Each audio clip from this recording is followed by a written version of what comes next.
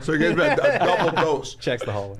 You could have driven a Mini Cooper with the doors open out of my penis and I wouldn't have felt shit. I was supposed to go to work that week. I was out for fucking drunk high for 2 weeks. Hello, everyone. Hola, mis amigos. You're listening to Oh My God, Hi, Hijo de Dios, Hola. With me, George Lopez, porque ¿sabes qué? Let's do the show, porque I got a lot of things to do. I gotta go to that dry cleaner ahí. My kid fell, se pegó la cabeza. I gotta go get some Neosporin Paul. You know what George is? Oh, I'm sure he's around here somewhere. What's his name? George? Lopez. George Lopez. Oh my God! OMG. OMG! Hi! Oh my God, hi! So they put it in there, and how far do they put it in there? Well, just like a levativa, you know, it's just an enema. The hose goes up there about this far. And, No. They just squirt you and then you let your body do is the that what it rest. is? Yeah, right? They just let, then you poop it out. Yeah. And then, you know, they say fluid goes in there, and then you've got a few seconds. They said, would you like us to put... Oh, yeah, that would be good to use a mic cover. If it doesn't hurt your experience, I'm telling you. He said, would you like us to bring the Like us to find any Halloween candy? bedside toilet? And right across from the bed is the regular toilet. Mm-hmm. And I said, no. Let's try it. You know, I just make it. If I don't make it, I shit on the floor. You don't have to clean it up. They'll send somebody else to clean it up. I say we go for it. How far is it? It's closer than from here to the wall. Oh yeah, it's like from right here to this wall. Right. It's close. So I go in there, and all of a sudden, I guess I kick a little bit. And he says, "Am I hurting you?" I said, No. That's why you twitch. I said, well, I was laughing. I said, I was laughing because I could just picture you after this first one. You're going to be standing over there in the corner smoking a cigarette, inviting me out for dinner. So we got it out. Bam. It was good. No problem. But what? Yeah. You got to do prep for that, don't you? Like normally, I had a colonoscopy, and I remember You're too young to have a colonoscopy. but I had like some issues, and they were like, so a lot of young people now, it's like colon cancer is like rising in young people. So they were telling me. Why is like, that? Because you guys are all stressed out? No, we're eating like shit. We eat like shit. We eat like shit. We eat like shit. That's awesome, man. I said, oh, yeah, 'cause you too guys much steak, right? Too much steak. Yeah. And so they told me, they said, you need to get a colonoscopy. 10 years ago, I wouldn't have said anything because I had I was bloated, and I'm kind of a hypochondriac anyway. And so they had me in, but I had to do the prep, which was like you have to drink this stuff. Drink the stuff. Normally, Have you got? Yeah, you know how it is. You said I chained to a wasn't toilet clean. for several hours. I wasn't clean enough yet. They wanted to stick it up there. Oh, so you did the prep and you weren't clean enough yet. Yeah. Oh man, gosh damn. There's a lot of intestine inside this tabernacle. I'm sure that there is. and a lot of the pews are puke. The original, I don't know what they call that drink. You used to drink a hell of a lot more than you drink now. Oh yeah. I was in Cedars, and they gave me like liters, 6 liters, and they're putting it on the where they put your lunch in the bed, and they go, "Hey man, there's no hurry. It's 3. I'll come back at midnight. You'll be done with these things." A fucking midnight, I drank 1.5 liters. Imagine going to Santa Monica and standing in the water and drinking 6 liters of that water. It was the worst thing you could ever drink, and I was drinking it till like 5 in the morning, man. I couldn't. And the guy that was standing there, I said, "Hey, I can only do what I can do." Like it just every time you took a swallow, it was just torture, man. The previous time that I was in there, because I was in there 3 times last year, you know, they said, we need to give you, we're going to have to give you an enema. Before the enema, they said, we're going to have to give you this medicine. And I said, all right, because I was used to drinking. Well, they gave me some stuff that tastes gross. It was making me gag. But I finished it. That's what they told me to do. So they came in, and they checked me out, and they said, hey, doctor says you're not clean enough yet. You know, we're going to have to do it again. Damn. And the doctor comes, I You said, know what? Doc. You should have been embarrassed. Yeah. Let me tell you something. What were you eating during your prep? Hey, you know what? You know what that is? That's like showing up to like a formal, and you're wearing like shorts and a t-shirt. Like they give you that stuff so you can clean your. Don't come over to this place over here, and you still got chorro and your sugar walls in there. That's what they were saying. You still. Huh? The doctor comes in. I They said, were like, listen, man, you can't keep like the little velvet rope. Sorry, man, we're not gonna be able to let you in. Your culo is still 13% too dirty. They complimented me. They complimented me. If you look at his Yeah. and mine, they show you. They show you pictures. Yeah. It looks like McDonald Playland with no kids in those tubes. Seriously. That's when you're clean. Yeah. You could be like, oh, I can see my fucking tongue Yeah. all the way in there. Like it gets. It's crystal clear. You can't. I've see seen nothing. once. By the time they went in, Did they show you? Did they show you an example of someone else? I saw it going in. I watched it. They said we're gonna have to knock you out. I said, all right, I'd like to watch it. I said, no, it'll be too painful, Wait a discomforting. minute. You said you like to watch it? I said Yeah. that too. Are you sure? Let me ask you something. If you were a sheriff right now, would you fucking turn yourself in for being a deviant? No, Would you hell like no. to watch? You would like to watch people take things in their oils? No, I want to see the inside, not the oil. You don't see. it's I want all to right. see the intestine. I took 7 years of Spanish. I'm starting If you don't know oil, that time back. There were context clues there. So. I'm into that stuff, because I've been to as many autopsies as I've been to. Right. I knew what it was. Oh man, that's. I'd be able to spot something myself. If I saw something, a polyp, a reddening, someplace that was bleeding. Oh, so I had a polyp. you did Precancerous. So are you watching it on a screen like On that? a screen, yeah. Did you see yours? But it wasn't so in it's color. on TV, and I asked to be awake too, but they're like, you don't want to be awake. You don't want to be awake for this. And so I look. You get in the room, and they turn you on the side, and you see the TV, but then you go to sleep, so you don't see the process. The anesthesiologist was an Asian doctor. And she comes in, she goes, oh, you big. And I said, yeah, I'm big. A lot of medicine. Give me the good stuff. And I had already asked if I could be awake, and the doctor said no. So this one said, I said, so they want me to be asleep, so I'm big. Give me a lot of medicine. So she sticks it in there. A little while later, I hear the doctor saying, well, yeah, bring that right leg and put it over his left leg. Oh God damn. And I'm awake. And I sit there and I look at the doc. I said, hey, doc, you want me to help you? I can move my own leg. He says, oh, yeah, go ahead. It's all What are you right. doing awake? So he did this. He moved. He says, how you feeling now? I said, well, I feel like Gumby, but I'm not in pain. You're bending me all over. I can do this. We finished. I asked the nurse when we were done. I said, how long was I out? Because I was helping out. She says, you shocked everybody. She says, you were awake for most of it. Wow. She said, most people would have been screaming in pain. Nobody wants to So say that. a lot of people, they respond to like people, but then they don't remember. Like I just woke up, I didn't remember anything. Do you remember anything? I'm always asked. To go I out. just remember how to looby asshole is what I had. Yeah. When they give you I that, thought- what's the stuff? That wasn't a they- colonoscopy. I walked in there with a loopy.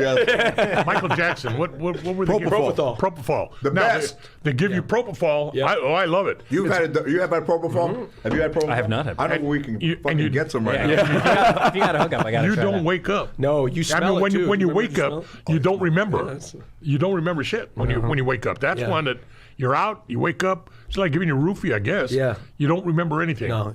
Did you feel young? No, I didn't feel young.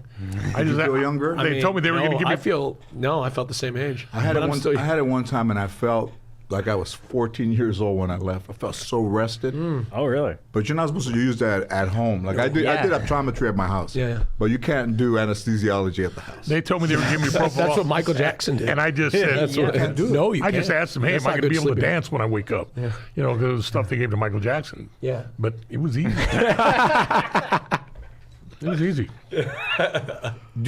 How is it possible that somebody who, let's say, weighed, I don't know, I'll be kind, 150 pounds. I think it was less.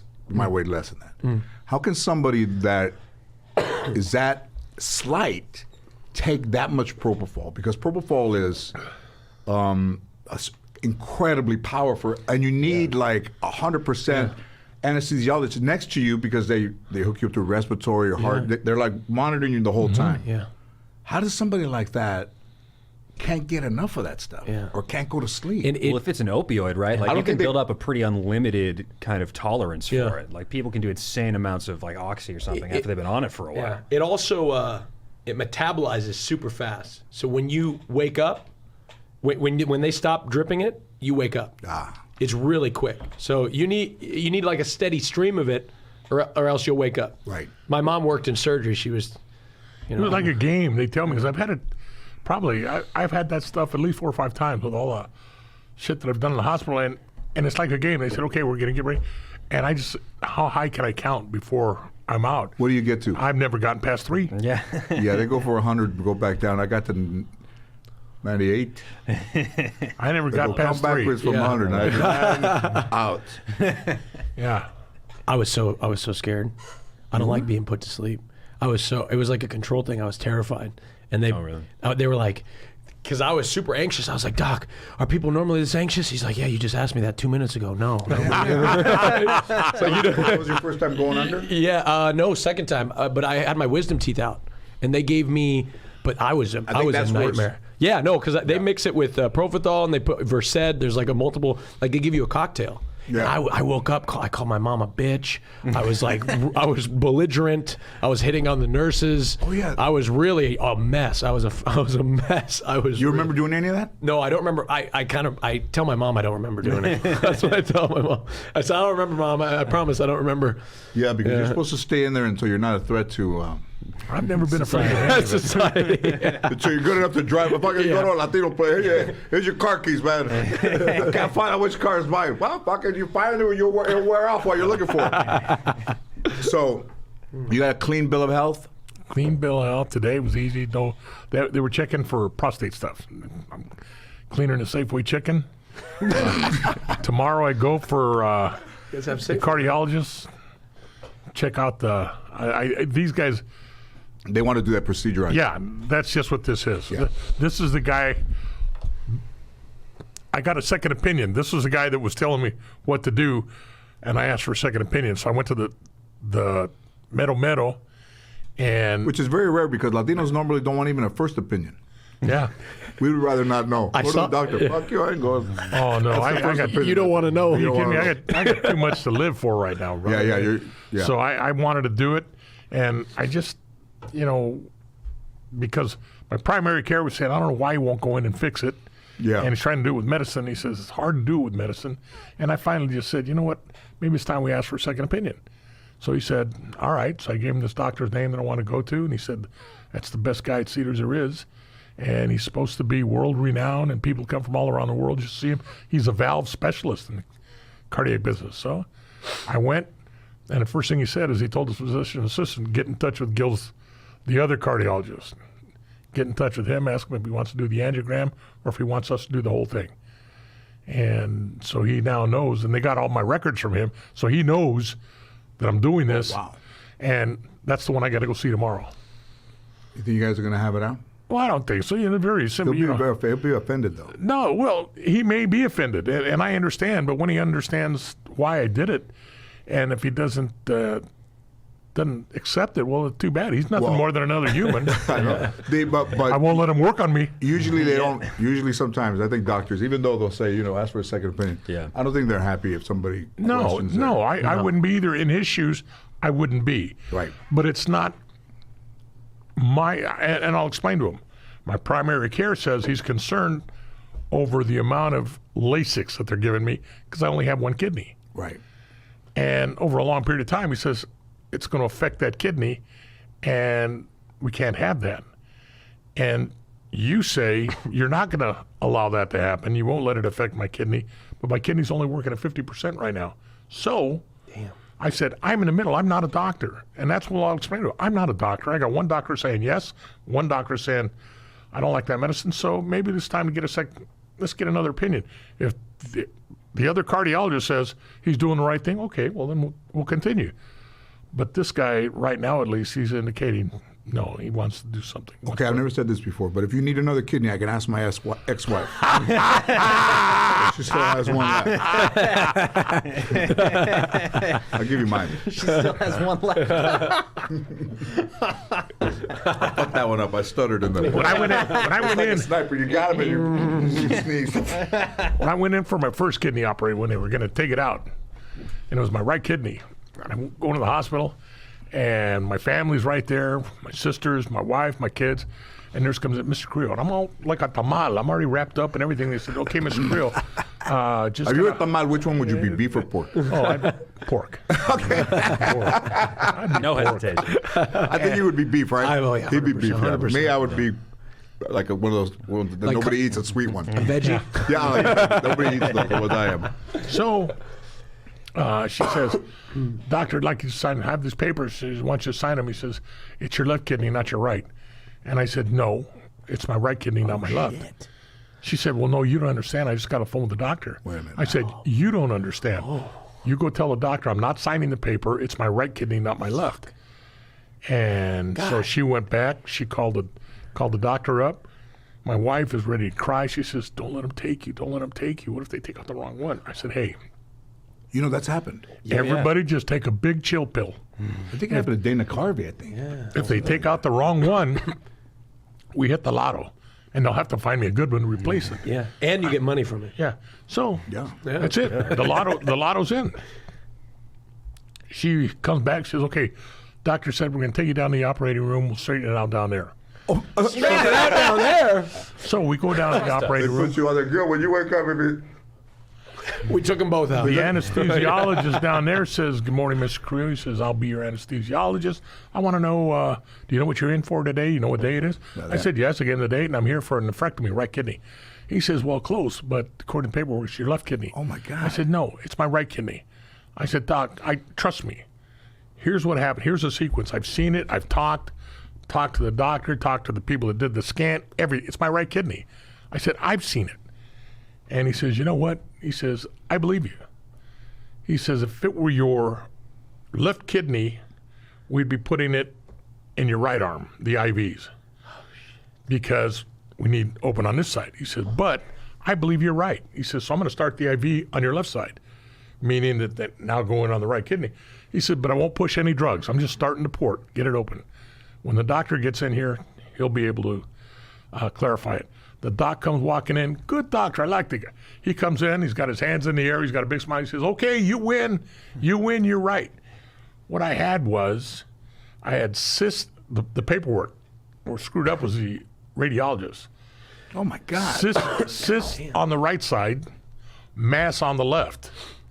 But they didn't say, "of the right kidney." Oh, so they said mass. Yes, they just said cyst on the right side, mass on the left. Side of the right kidney. But they didn't put on the right kidney. So he says, "I'd have caught it when I came in and realized everything." He says, "Not a problem. You're good. Thank Taking God out the you're- right one." I don't think you would have caught it. Of course you I- say that Easy after to you say it caught after. Hey, listen, man, nothing gets by me. When I went back to see him after I got out, I said, "You know, the other thing I was worried about, you came in there." I said, "You were wearing a UCLA golf shirt." Yeah. And he laughed. He says, "Don't tell me, SC fan." I said, "Big time SC fan." He says, "Okay." He said, I got the shirt at a golf tournament." He says, "Actually, I graduated from Notre Dame." I said, "All right, that's acceptable." And he was good. That's the guy that I went to see today. Yeah. He's better, right? Oh yeah, there's no problem. Is that the one you were telling me about where they're going to go in up here? No, that's Cedar Sinai. That's the cardiologist, number 2 cardiologist, going to go in through here to check my heart with the camera and look at it. And Don't they go in through the groin? They used they to. used to. That was this pretty one. new. They This used to just one. open your ass. Yeah, Just- for the heart, they go in through here now, and for an angiogram, which they used to go through your femoral artery, now they're telling me, no, we don't do that anymore. We go right through your wrist. How do they fucking do that, man? well, it's less How do they invasive. do that? That's us. Little How do cameras. they do that? Through a vein or through a fucking vein? I don't know. I dropped How out do of they med do that, school. man? Through like a vein? I don't know. They use a GoPro, I think, or something. very tiny A very tiny GoPro camera. All right, so you ready for mine? I'm ready. When I had my kidney transplant, I was more concerned about the catheter than I was about the actual surgery. And one question I forgot to ask was, does it hurt? Fuck, it hurt like a motherfucker. Fuck, I got hit by a truck. And then the catheter's in, and you know you're in pain. The guy goes, we're going to be taking that out tomorrow. That fucking catheter was, if you went and stood in the street and kept pulling, that catheter was about 15 feet long. So I go, oh man, it's blood on it. It's on the ground. I'm like, oh my God. So then I go to the doctor. They have to take one of the stents out. Wasn't prepared. Guy comes in. It's got a thing with a long thing. What's that? Oh, we're gonna take your stent out. And what, you go like through here? He goes, oh no, through your penis. And he just gave me like that little numbing solution, and I was, oh my God. I don't think I've ever felt anything more painful in my life. So I still have another stent in.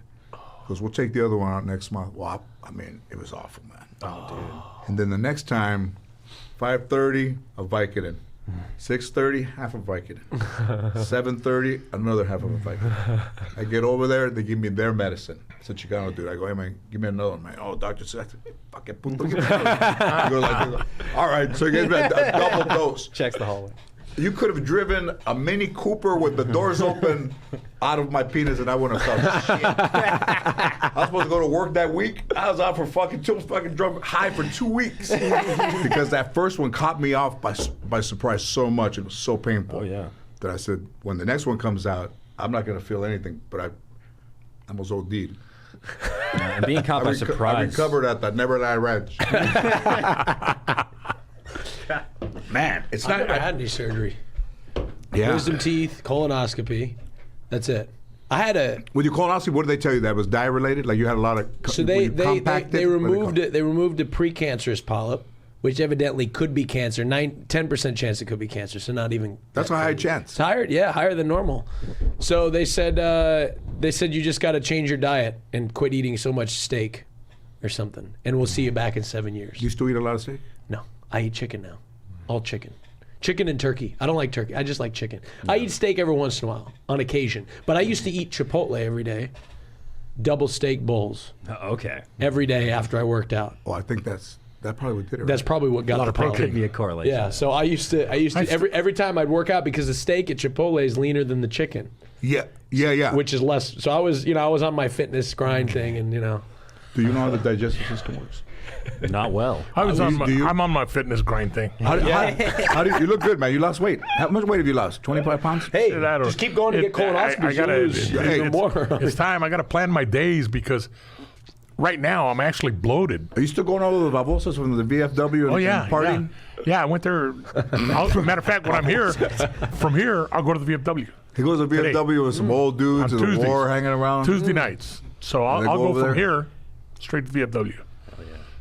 Is that Vietnam? Veterans Foreign Wars. I was in Vietnam. Yeah, so I thought, okay. So I'll go there, make have sure a I'm couple right. of Which pops side? with them. Oh, you big. Come in. Oh yeah. So I'll be there for. I'll have a couple of drinks, then I'll go home. I respect the hell out of that. I would say this. I don't care what age anyone is. If you have a pain or you have something that happens, you got to get checked. There's a lot of people that listen to podcasts and do stuff about health, but then there's a lot of people that listen to ours and wouldn't necessarily seriously focus on their health because our culture, we don't really do that. Yeah. But don't think because you're young that you couldn't get Seriously. testicular cancer or Yep. liver cancer or esophageal or whatever. Yeah. Because there's no, we used to think when we were growing up, if like my grandmother's awesome, she'd see a little kid with glasses and she'd go, George, fucking kid. I said, what? He's wearing glasses. He's fucking brand new. Well, he hadn't seen shit. My grandmother was awesome. I can still remember in Safeway as a little kid with glasses and my grandmother just shakes her. I guess I do the same thing to mine, but she would go like this. I go, what? He hasn't seen shit and he has glasses on. That's really the fucking great one. But, everybody should, especially women, if they're bleeding or anything blood in your stool or anything, discharge, outside discharge, like I'm a fucking discharge. But yeah, because a lot of our shit goes overlooked and we could live longer, but we don't live long. Yeah. That's why I got it checked. We could be enjoying the fruits of, like, look at Gil, the fitness of health. So we have to look forward Showing to up to a doctor, I had a bleeding ulcer, and there was blood in my stools. And so my bosom buddy, this guy we work together, East LA, lives in Havasu, we get drunk together. And we get drunk together. Matter of fact, I told a story about him last week. That's the guy where we thought we'd been drinking all day and we thought she was making us food. Oh yeah, yeah, that was awesome. So I just talked to him this morning, and we're talking. So I forgot what I was going to say about Ralph. There you go. That's our first. Oh, Ralph! Bleeding I told him ulcers. I was bleeding, and he said, "Well, how'd you know?" He says, "Well, because I saw a bunch of blood coming out of my stools."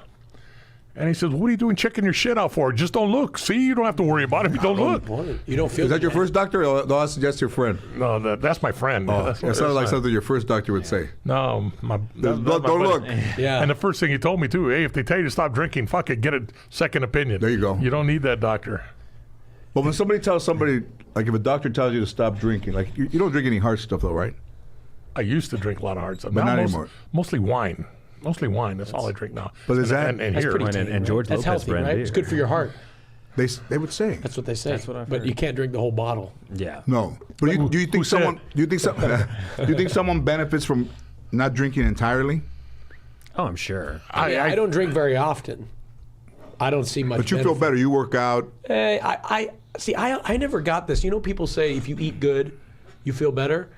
I don't feel any different when I eat like shit and I eat good. Do you? I remember George Burns when he was doing his one-man show before he passed away. One of the questions they asked him was, "What does your doctor say about you being 98 years old, still drinking scotch and smoking a cigar?" He said, "Which one? Most of my doctors have died already." Yeah. It's true. You don't know. Look at Keith Richards or somebody like that. Yeah. Look at Jerry Ozzy. Garcia. Ozzy Osbourne. He like needs the drugs to function. At this Yeah, point, there you go. Mm-hmm. You just. I think it's mostly genetic. I think it's when it's your time, it's your time. Yeah. There's that. But would you live?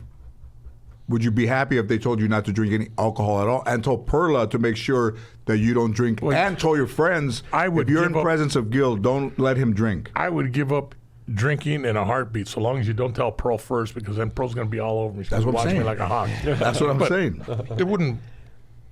When they took out my kidney, first post-surgery visit, I said, "When can I go back to work?" First officer says, "You're looking great. Great color. You sound good. You look strong." I said, "Okay, when can I go back to work?" He said, "Whenever you want." I said, when can I jump back?"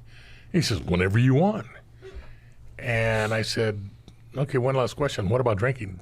Now that I only have, do I have to stop drinking?" Totally prepared to accept no more drinking. All right. I said, "What about drinking?" And he says, "Wait a minute, you're the cop, aren't you?" And I said, "Yeah." He says, "Well, aren't cops supposed to drink?" I said, "Well, they do." He said, "Well, then continue drinking. You're going to have a normal life. Just go on." So he didn't stop me. If at any time anybody told me it was for medical reasons or I was having a problem, I'd stop in a heartbeat. Okay, so when you guys were going to that bar downtown, some hideaway bar, right, in Chinatown, and before you go home, you would go over there and have a drink. Yeah. What are you guys drinking for? To relax, to go over stuff, Relax, or is it calm just down. to take everything off your mind? You know, like It's just go in there, relax, shoot the shit. You don't go in there and drink. off duty. Yeah, and so at that time, I was drinking Cuervo Gold, and so you drink Cuervo Gold. If you have one, you may as well have a dozen of them because it gives you breath of a buffalo's ass. And and I'd get home and the wife would, "You've been working?" Yeah, I said, "Yeah, I just kind of smells like you've been drinking." So it was upsetting. I could tell you what time in my career what I was drinking, but for years now all I do is drink wine, and that was it. That's it.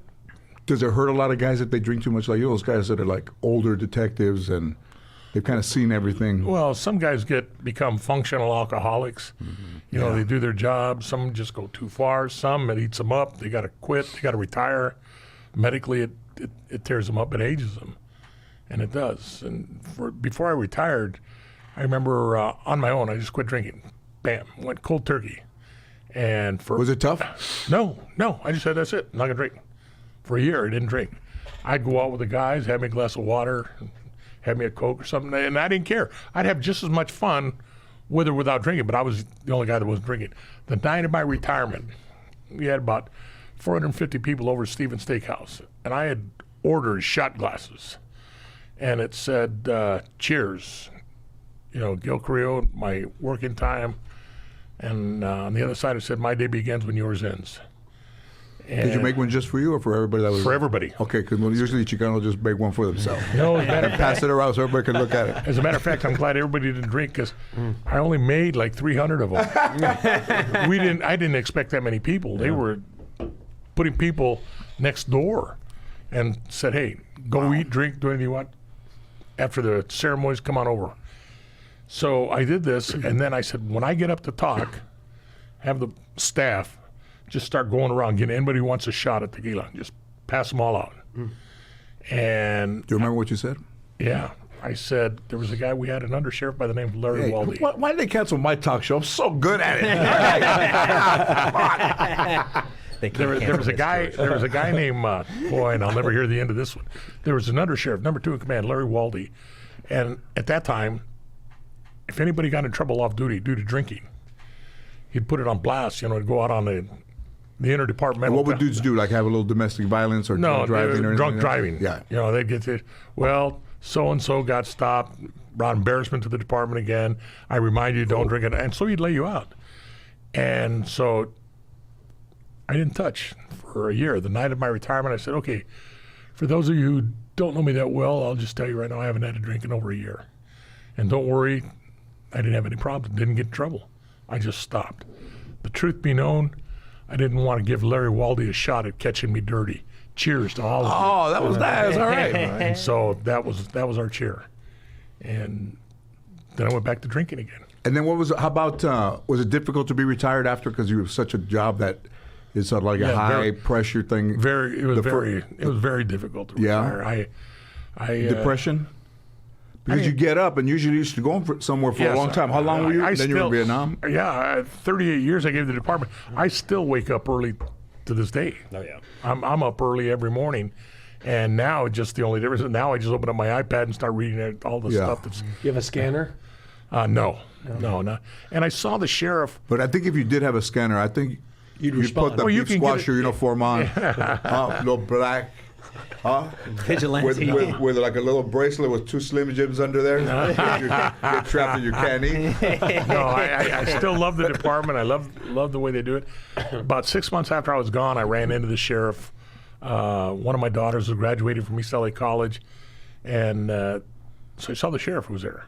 And I was on crutches. They had just replaced one of my knees. And he came, hey, well, so what's going on, retiree? And he was kind of jabbing me because he didn't want me to retire when I did. And I said, nothing. He says, so how you doing? I said, well, I won't lie to you. I won't bullshit you. I said, I miss it. I miss the call-outs. I miss working with the professionals. I miss talking to young deputies, giving them a ray of hope. There's something left in this career other than pushing around a radio car. And he says, get well, come on back. And I said, no, I left for the right reasons. I was at the top of my game. I'm not bitter about anything, and it was time for me to go. I'm not a yes man, and I didn't agree with everything, so it's just time for me to step on down. So when you said I'm not a yes man, was that a little bit of a shot at that dude? It was the way things were going. It was the way things were going. At a time where we had to, the computers. If things are going to change like that, in your time of your life, I think, because if it's going to change to some new thing, cameras and computers and No, I'm not. Computers. The cameras don't bother me. They help us. I really believe they help us. Clear up anybody who wants to make an allegation, and if you're dirty, it's going to hurt you. Right. Don't be dirty, you can't get hurt. But it was at a time where you had to watch what you said on a computer. People saying jokes, they do this. So there's a policy, you can't do that. And they just monitor your computers every once in a while. They jump in there, see what you're up to. And I was a team lieutenant. I had 14 investigators working for me. So I had to tell them, don't mess on a computer. Don't send me all this garbage that you guys do. Yeah. I said, I'm telling you right now, I'm not going to rat you out. But if you send it to me, then they check on my computer, I'm going to get in trouble, and I'm going to get spanked harder than you guys because I'm the lieutenant. So don't do it. I'm not a prude. If it's that good, send it to my house, my personal computer, and I'll look at it there and enjoy it. And I understand because that's policy. And I was willing to take the punishment for not acting on their policy. So. But that's because you're from another time. Yeah. Everyone else would have rolled over on whoever sent that thing. Yeah, that's policy. I'll take my lumps. Okay, I did it wrong. But on the same side, they were going through a budget crisis. And I was asked to come on up with an idea, a plan where we could go out and work murders without costing any overtime. And I told them, I said, you can't do it. We don't schedule murders. We're a reactionary force. Yeah. I said, you can't.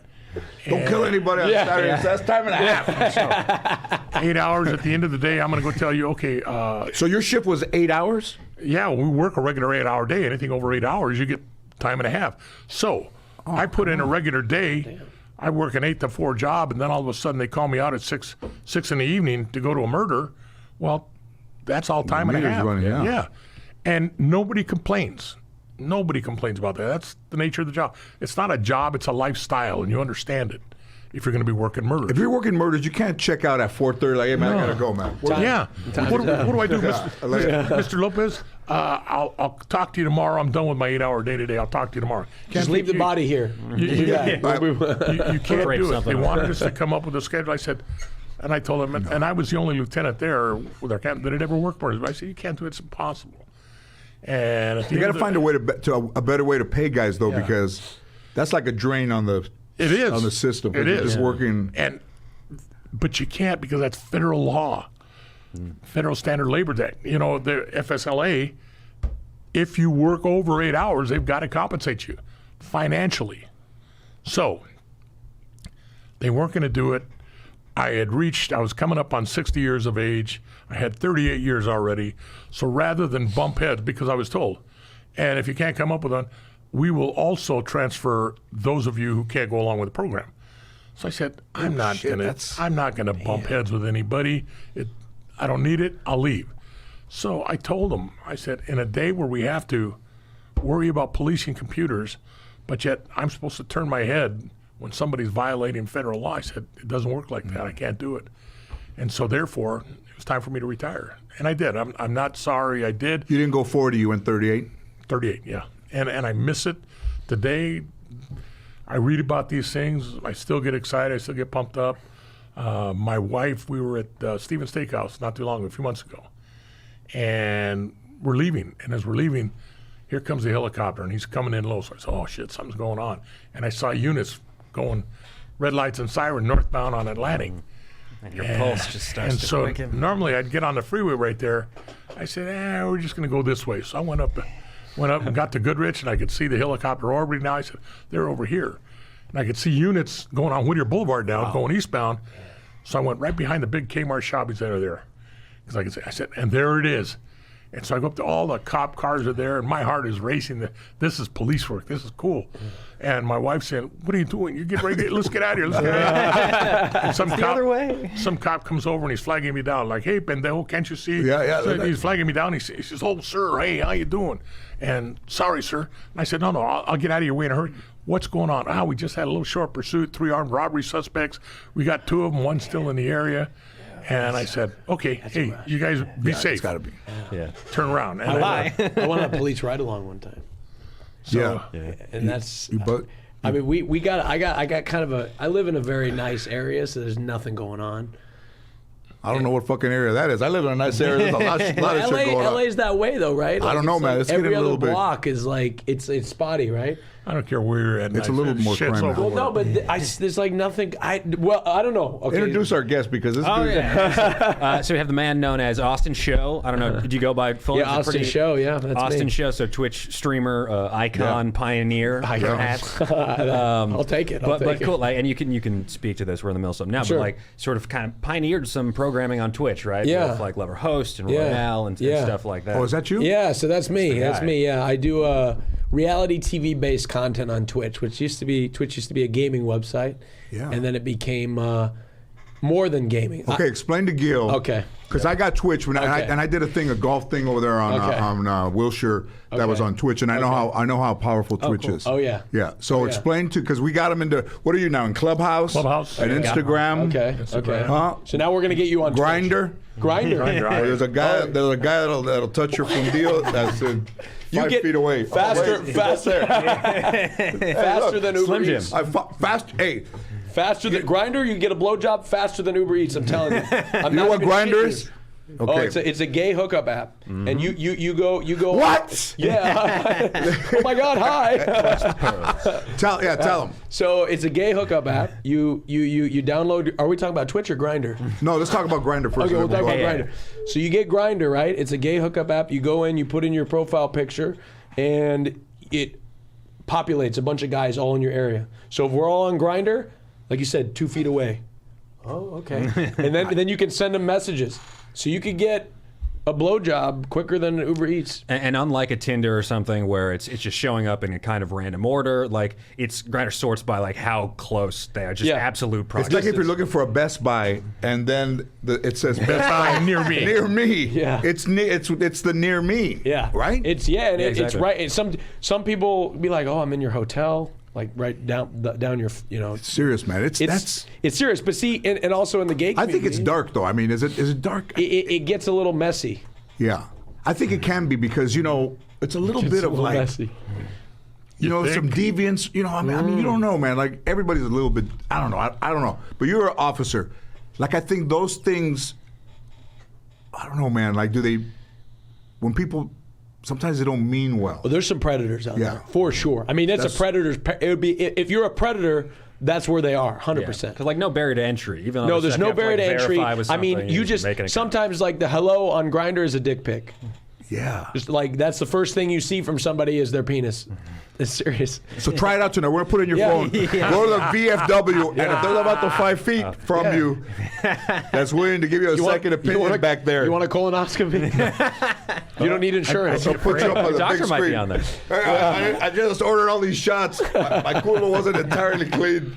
Who's the guy that used to have the show To Catch a Predator? Yeah, Chris Hansen. That dude's a bigger criminal than that guy's a bigger criminal than the people he used to set up. He was streaming on Twitch, I think. What did he get I caught don't know where for? he was. Bad checks. Yeah. Oh, did all he? sorts of I shit. didn't even Taking know. money, embezzling. Wow. He was the man. Yeah, he's You don't see Keith Morrison going through that shit. Some of us still have heroes. Fucking Keith. That's what I'd be. You go on this grinder. But- There's one of those guys To Catch a Predator right behind the other. Okay, so when apps started, what were the most popular ones at first? Were they news apps? Were they? I can't remember. I don't really. remember either. I remember there being like novelty apps were big at first, where it was like, especially when iPhone first came out, there was one that everyone I knew had. It was just called Beer, and it was like it would load up a little like picture of beer on the screen, and you would tilt it like you were drinking it, and it would fake sort of Or the filter lighter. down. Or the candle. Or the Zippo lighter, right, where you could open it, light it. Look what I can do. Remember that? Yeah. So you know what they do now is, in our day, you could burn down the LA Forum, the forum in Inglewood, yeah. with a real lighter, and now they get a lighter app on your phone, and Or they just do the flashlight dealio, thing. Yeah. you know.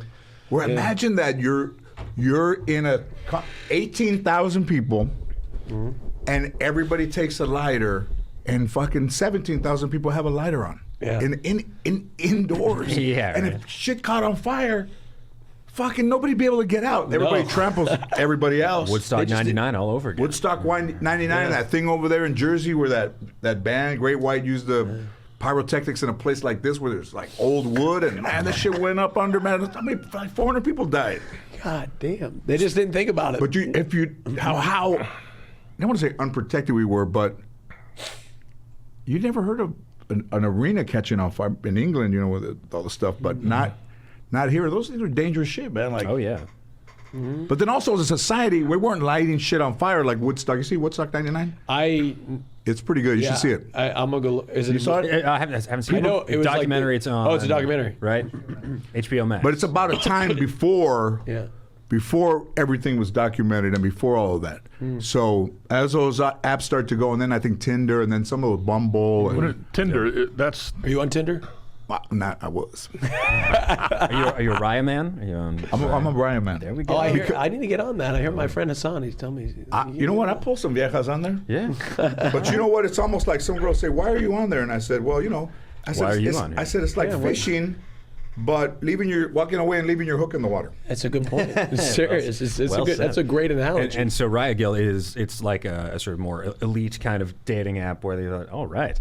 Where these other ones have, it's, Okay. anyone can sort of sign up. You just verify with like a Facebook said hi to her profile. yet? Yeah, I did. Raya, you need She- to like she get respond? recommended by yeah. someone, or And it's all verified. They vet It's you. all They're verified. like, So they know there's a they're team talking that to checks George it out. It's the unverified things that are bothersome. Yeah, like you know, Tinder. like that. I mean, I've had girl influencers that I work with, and they're like on the other side of the country, and they're like, "Yeah, I matched with you." I'm like, You know what, man? It's a trip, man, right? Because he's on the good side of it. But Tinder, there were Tinder killers, Craigslist killers.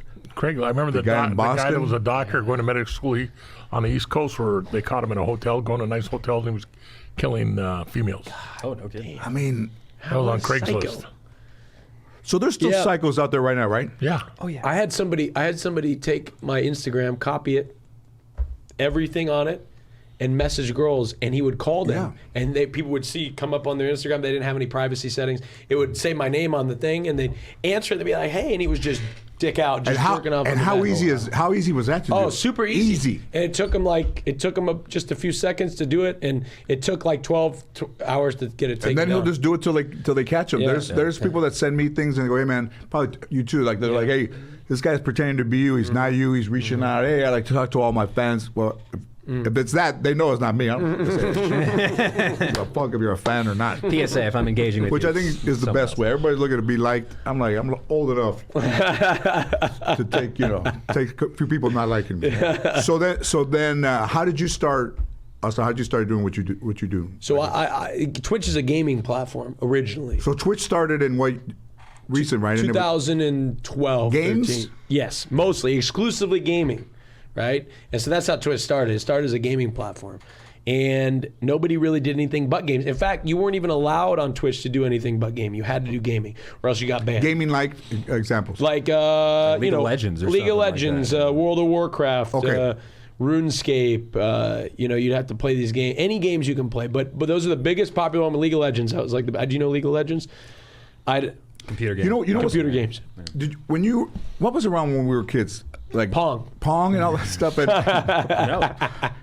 listen, man. My dad got Pong. He was telling me about To it. think it all started with Pong, where you'd hit this fucking looted out, beep, and then it'd fucking take half hour to get over there, beep, and then come back, and then it would, Did it speed up? Oh yeah, it sped up. Okay, that was By the fucking middle of October. Yeah, you have to schedule it. But I'm an only child, and I never got into like that stuff, like Game Boys or even Atari or any of that Yeah. stuff. Like I never got into it. And some kids, I don't know if that could be only children. Like I don't know what makes a kid do that. I'm not really into gaming myself. So I grew up with games, right? I played flights. Yeah. I used to want to be a pilot, so I used to play Flight Simulator, which is like not what most kids like to do. Yeah. Right. I played Flight Simulator. I used to play Halo. I used to play Madden. All these games. So I grew up in as sort of like a gamer, but never serious. So when I went on to Twitch, I always loved reality TV. I always like these shows. Yep. I love Which ones did comedy. you like? I watch your stand up. I love stand up. I love that kind of stuff. I love reality. I love real. I love I don't like the super scripted stuff. I'm not really into games. So what I did when I came onto Twitch is I started bringing people on and bringing people together, and we would just talk. Sort of like this. And what I love to do is I like to bring on the audience. And so I'd love to involve the audience. So the early renditions of my shows were we bring people in, and we'd have like a group of people. And we just bring people in on the audience from the audience to chat with us. And could you see them or just hear them? So first we just heard them, and then we eventually brought in their video, and then that was like a step, right? Yeah. But eventually we started building formats around these ideas. occasions, Yeah. these ideas, and then it became everybody loves dating, right? Everybody has something in common with dating, not everybody loves dating. I shouldn't say that. But Well, We've all suffered. we through all have something to relate with it, right? what was the biggest? Okay, go ahead, because that's a good question. So we all have something to relate with dating. So this show came about called Lover Host, which is the one that he was mentioning. And basically it's an elimination based dating show where we have one big person, let's say you, on the show, and then we'll cast 10 girls. And then you'll eliminate one every 20 minutes until you find the one that you're most interested in. And it'll be a series of questions to figure out how you eliminate. But the catch is it's called Lover Host, right? On Twitch, if all the girls before the show, they choose love or host. Love meaning, okay, I'm interested. I want to go on a date with George, right? I want to pursue something afterwards. Host is this feature on Twitch where if I host another channel, I give all the viewers to that other channel. So Whoa. if the girl at the end chooses host, then she gets all the viewers from the channel, and the guy walks away empty-handed. So you're trying to make all these decisions, move through the show, make all these decisions whilst trying to dodge who is there for the wrong reasons. And then at the end of every elimination, you reveal That's pretty good. Yeah, so it's it's a great really idea. entertaining. They thought like a cooler Merv Griffin. That's all Merv. Like that. So that right there, would that work on TV? So I think It loses its charm. It to some loses degree. maybe the the fun of it. I think TV To some degree, yeah. I think you can do some things on TV, but when you go to traditional, you got traditional digital. Digital is what I do, and like I think it's more fun. it's like more. that It's highly engaged. It's authentic. It's real. It's not scripted. I've worked with a lot. I've been, early on. I've started to work with some more traditional folks because the Twitch is like risen up, and so now the traditional part of the industry is like starting to. And I've worked with some traditional, from the traditional side. And it's like sometimes it's like everybody wants to spend a ton of money on production. Everybody wants to spend a ton of money, and it's like no, I just need a computer and my people on Zoom, and we can do this whole thing, and a bunch of people will watch it. So it's just like more authentic. It's more you know what traditional like you had a TV show, right? There's a wall that between you and the audience. That's right. Twitch, it's like it's broken down, right? Like it. It's not. Well, and a big part of Twitch too is Twitch chat, right? So maybe if you want to explain a little bit, and I'm not super sure how much you fully integrate that, but in general, like part of the appeal of Twitch versus something like just a show. Well, while the show is on, though, people are responding to. Yeah, so you got live chat real time feedback. So if we were live on Twitch right now, that screen or one of the screens here would have a chat, and it would just be moving, and a bunch of people would be talking, and you'd just be sort of reading the chat. And you can't really read it if you have a lot of viewers, you can't really read it. It just goes. That show would not benefit, or I would not be interested in something like that because I'm married. Right. So that's a dating.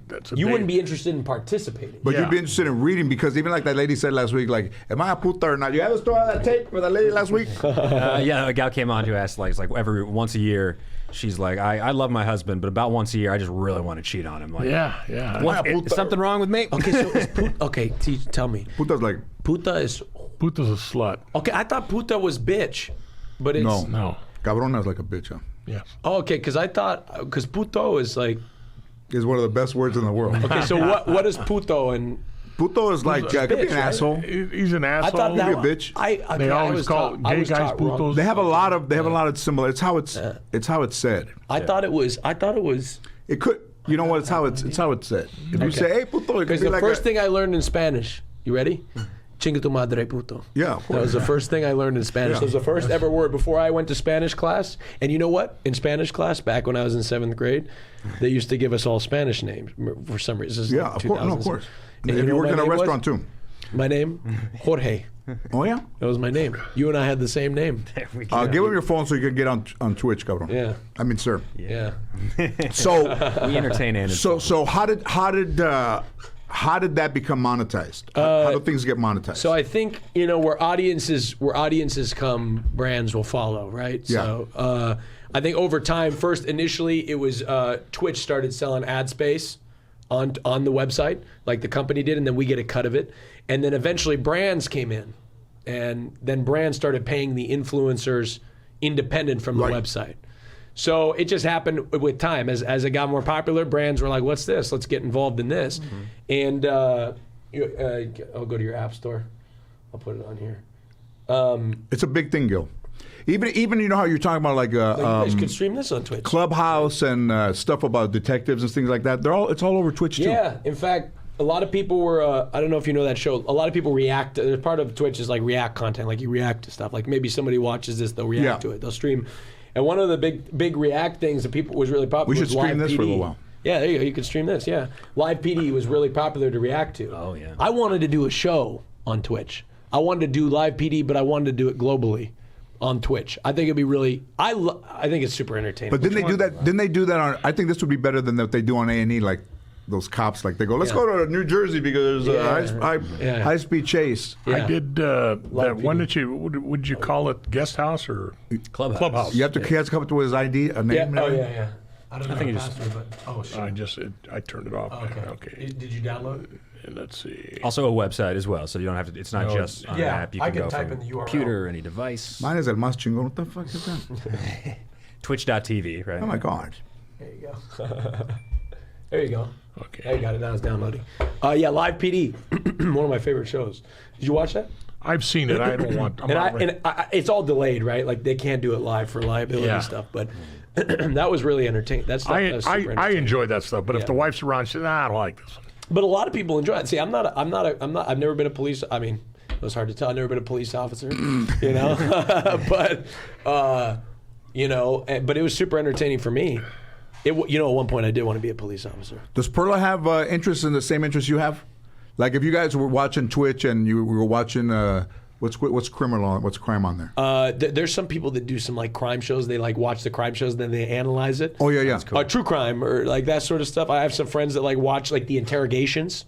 Oh yeah, my like YouTube algorithm has started recommending You know me Hassan? a lot of He yeah. watches all these interrogations. Yeah, Okay, like so the you know, JCS do you know dude. you could be the host of one of those? Yeah. Where you watch criminal shows, right? Yeah, and you could come in and give your expertise because you did it for so many years. You could watch these things that happen like real. So you know, like a news story comes out. You know how they bring it on. You watch the news story comes out. They bring in the professional analyst. You could be your own professional analyst. You could you could analyze whatever you wanted, and because you come with that real world expertise, you could stream that, and people would watch it. Let me tell you something. You know, a lot of people think you're full of shit. Not on Twitch. They're all 100% love you. Yeah. He looked at me straight like, yeah. building You create slowly. whatever you want. Whatever you want. Building- No, so you know I don't what? give a shit.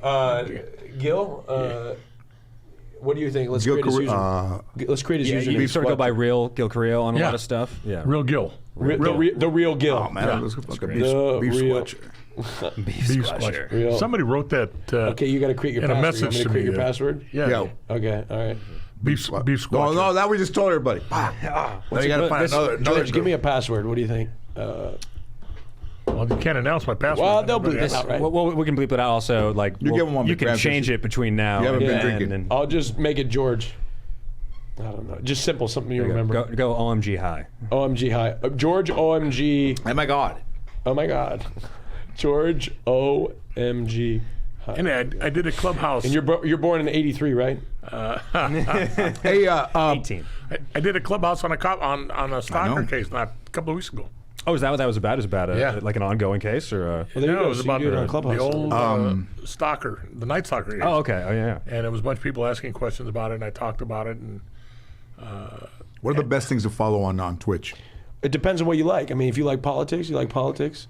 I like music and You like music? choncho. yeah, Music and choncho. Okay, so the thing is everybody's different. Everybody's got their what they like, right? So the beauty of Twitch is everything that you like is broken down into categories. Okay. So you can go to each different category on Twitch, as you can probably see as you're scrolling through your app Yeah, here. yeah. If you like music, you want to listen to music, go to the music section. You'll find musicians playing Hey, music. And I think it's better than like I don't want to say some other names, but Yeah. it's more current than Yeah, and more like, fun than. I'll show you. I got a guy that I open for my show. Right? Okay. Every show that I do, I always have a musician that opens because I love music too. It's my favorite. Gil was This guy's an amazing guitar player. he was one of the dudes in El Chicano.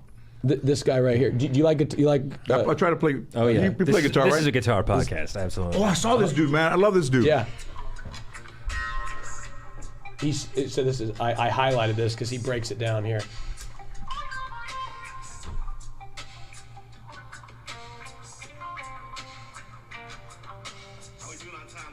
He looks like my Tia Janet if she had. And let's shout him out. What's his name? Or His can name's people- 24K Brown Magic. That's his name. Yeah. Yeah, but here, wait till he gets into it. Yeah. Wait. You like that, Gil? I like it. That's Let's great. follow him. I man. like it. So watch him. He really breaks his. And that's an acoustic. He's doing that on an acoustic. He's got a little setup.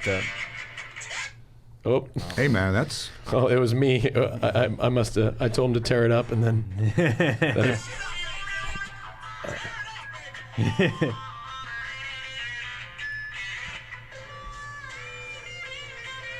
Oh yeah. Is that him? Let me see. I didn't see who yet. Is it for Austin or for the other? Austin. Oh yeah, Austin Show. Yeah. Austin Yeah, Show. Yep.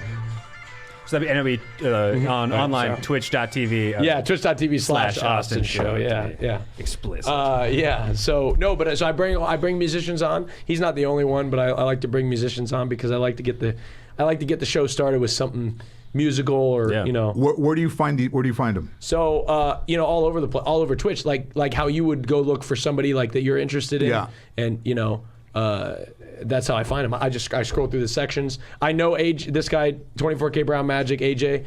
I know him from just scrolling through this. I've done talent shows, like little talent. Like, Yeah. talent shows. Which I think is. Yeah. still fun. Yeah, they're fun. Yeah, Yeah, it's it's, great it's venue great. for it. And on Twitch, it's a different feel. It's a different vibe because it's a different, it's not like TV. It's more personal, right? All right, tell you what.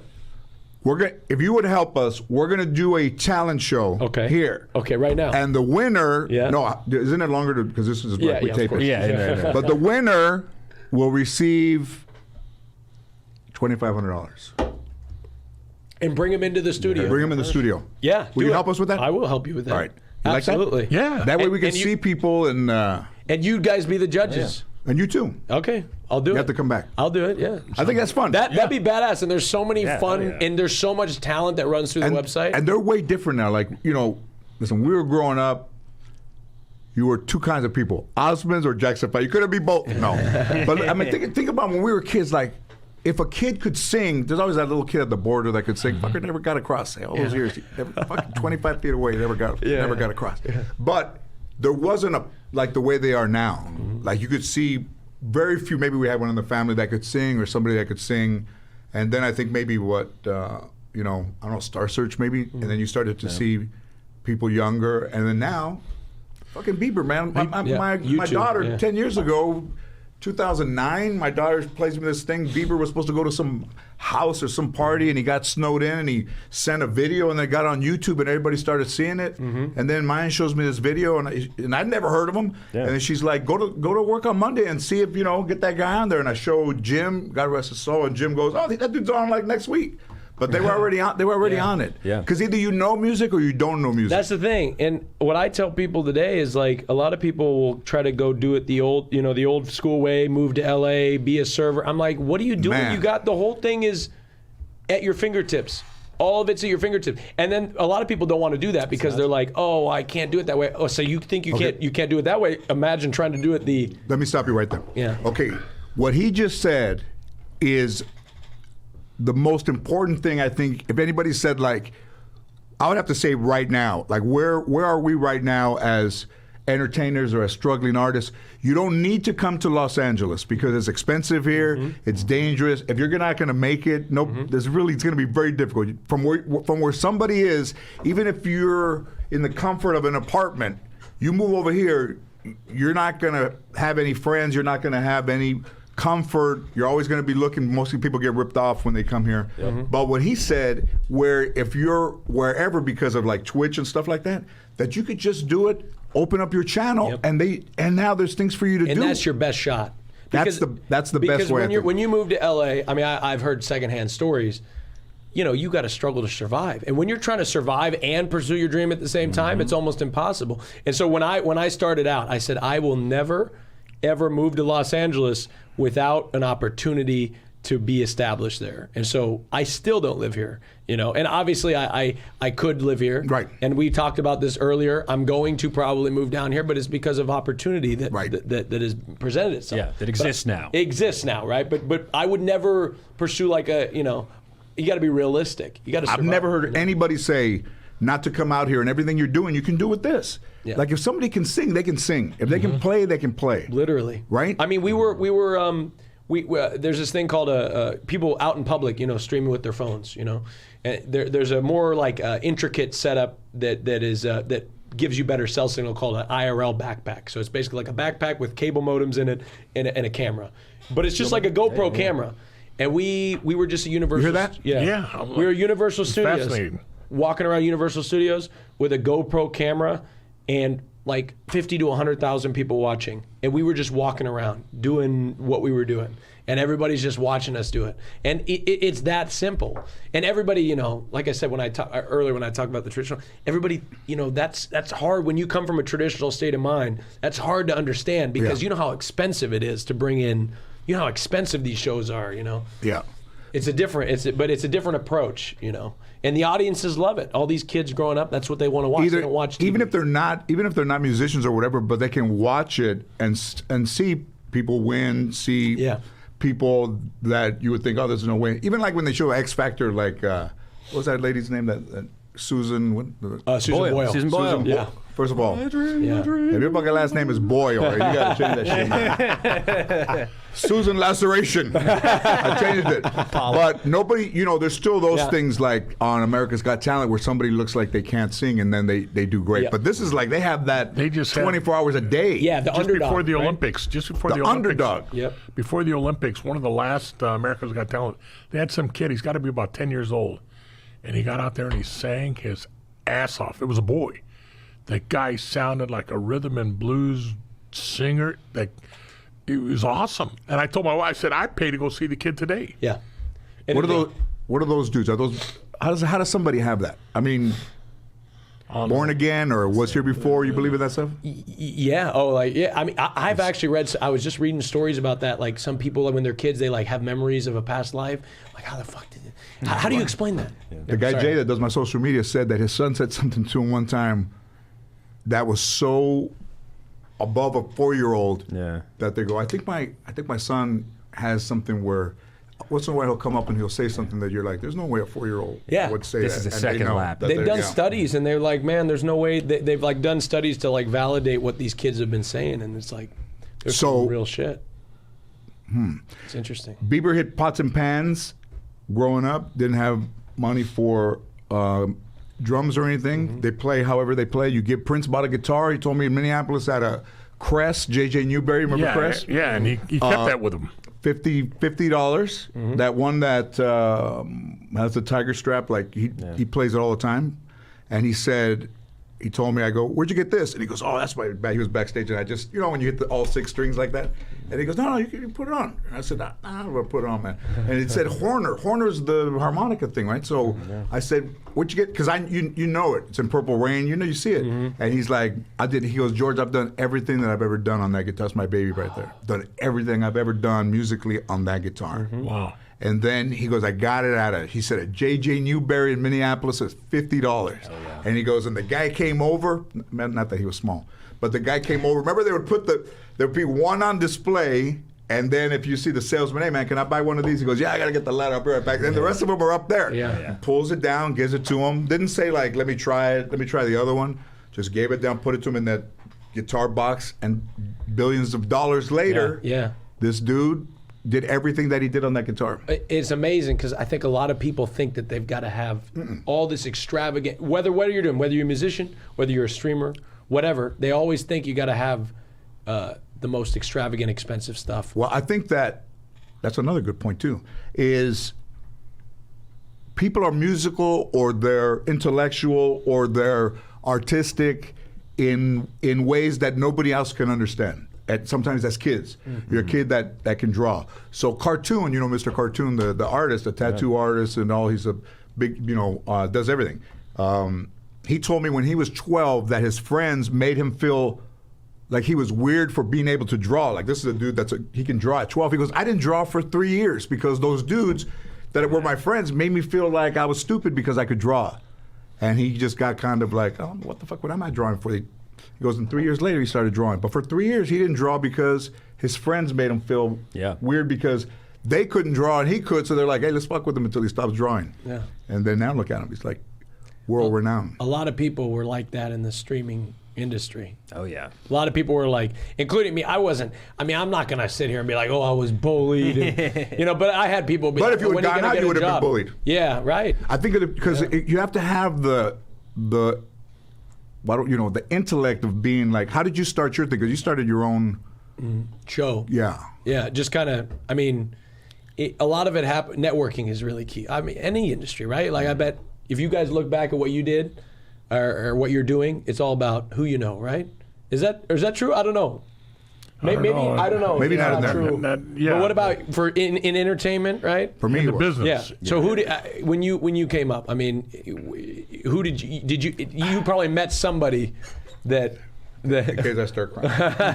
you met somebody who introduced you to somebody who In introduced you to 2001, I met Sandra Bullock in August, and in March of 2002, my first show premiered, and she was my executive producer, and she was on the show 4 or 5 times. And if it wasn't for her, I'd be where everybody wanted me to be, fucking the streets. No, but if I hadn't had her, I don't know if anybody would have taken an interest in somebody.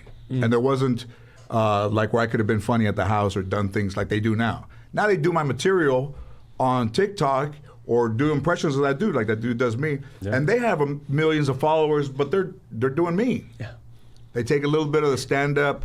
Do you ever reach out to those people? Oh, yeah. We had him on the we had podcast. one in There's here, like yeah. an impersonator. Yeah, he was cool. Yeah. But how does because what did you do on Clubhouse? Clubhouse is audio only, right? So I got Gil on Clubhouse, and what did you host? I didn't host. I was a guest speaker on Clubhouse with a cop that listened to the one I did with you. Right.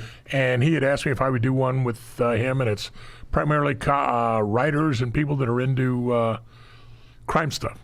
And so we talked about the Night Stalker case. Everybody's into crime stuff. Yeah, it was a Not as crime much as stuff me, deal. but I love that shit. Yeah? Well, I can never watch it late at night because I'm like Forensic Files. Like I'm just get scared? I'm like sitting here in my house alone in my bed and Forensic Files, that creepy music and the creepy guy talking. Hey. I'm like thinking of all these new ways I could get murdered. I was watching the fucking Zodiac Killer documentary last week. I got scared. I fucking turned the lights on and I went to bed. Nah. Yeah. I was fucking scared, man. Yeah. Because I'm upstairs, there's two ways to get me. One fucking this way and one that way. And I did. I was in there, man. It was like 3:30 in the morning. Yeah. I was like, man, you know what? I'm fucking getting scared. Turned it off. Turned the lights on and turned the television off. And I don't trust myself with a gun, because I'd probably shoot somebody that I knew on accident. What is it called? I have a gun too. I almost shot myself because I was walking. My house was haunted, so I was walking with it pointed down. So right on the, I would have shot You have a myself. haunted house? Right on the top of it. Yeah. What do you call it when your back's to the wall? You said you did it on the documentary. Yeah, said. you do. What do you call it? All you're doing is make sure nobody comes from behind. No. and What's if it you called? get hit, Though? What's it called? When you said something was called something. you're just prone it out. So if you get hit, you're going to go up against a wall and slide down. But nobody. When you go into a place, you go alongside the wall. Yeah. Yeah. You go in and clear. First guy in Clear. stops and clears, and then everybody else moves around. You're clearing him, but you're keeping your back up against the wall. You don't want anybody to come in from behind, and if you get hit, you want to be able to lean back into that wall. Somebody shot at you? I've had somebody shoot at me. Perla's He was a dad? cop. He was a cop. Perla's dad, Perla's mom. When you told Yeah, her you Perla's did it. mom. She wanted. It was a what? You had a was a cop cop. shoot at you? It was a cop on accident? Highway Patrol. No, he was doing it intentionally. Fuck. What? He ended up getting fired. He went through paper lock. He was trying to kill you? So Yeah, he was shooting at. Oh, did he go to jail? We were nobody got hit. Oh. But it was they come out on the radio, attention East LA unit, CHP in pursuit, northbound Ford approaching Brooklyn, because that's before it was Cesar Chavez. So they're coming up Ford, and I just happened to be on, it was approaching Floral. I happened to be on Floral, going westbound. And my partner's driving. You got lights? You got your lights on? Siren? No, You got we your were in thing? an unmarked car. We're wearing these green Ray jackets. I was wearing plainclothes gangs. Unmarked car, red spotlights if we needed them. And so all of a sudden I look and I said, hey, partner, a guy's coming up behind us. Whoa. And what he would do is the suspect would pull over to the curb. CHP would get out of the car. And as soon as he'd get out of the car, the guy would take off again. But he's only driving about 5 miles an hour. And I saw him hit a couple of cars, and I said, okay, partner, when he comes up behind us, pin him in. When he gets to the curb, pin him in. Just park off at an angle in case CHP comes out shooting. We're out of their line of fire. So we do that. I go around the front of my car. I come up to the side of the driver's side. First CHP officer, who happened to be the bookman, the guy on the passenger side of his car, comes up, sees me. What does it mean to be the bookman? That means you're the guy in command that night. Okay. And you're writing all the paper. All right. So Did you know that? no, he comes today. he comes out of the car and he sees me and he says, thanks. He knows I'm a cop. He knows we're cops. Hey, thanks a lot. Well, the guy behind the wheel looks at me and it's like fat ass on the line. Now he's going to pull it and try and run me over. I'm off to a side and I get next to the door and I tell him, I said, you do and you're dead. Don't do it. Now, at this time, driver CHP officer gets out of the car. And I hear somebody say, drop your guns.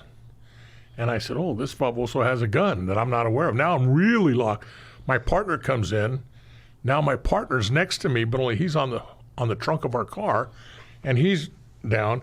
You got the guy on the opposite side of the car pointing a gun. So essentially, we're not in a crossfire, the angle at, but he's pointing at the driver. I'm pointing at the driver. My partner's pointing at the driver. We're going to light this guy up if he tries to do anything. This guy He's says, pointing at you. he says, drop your guns. Oh my God. This first officer yells back at him. He says, it's okay. They're sheriffs. I said, part of this guy, he's talking about us. Oh my God. And this guy says, I don't know who they are. Drop your guns. I said, all right.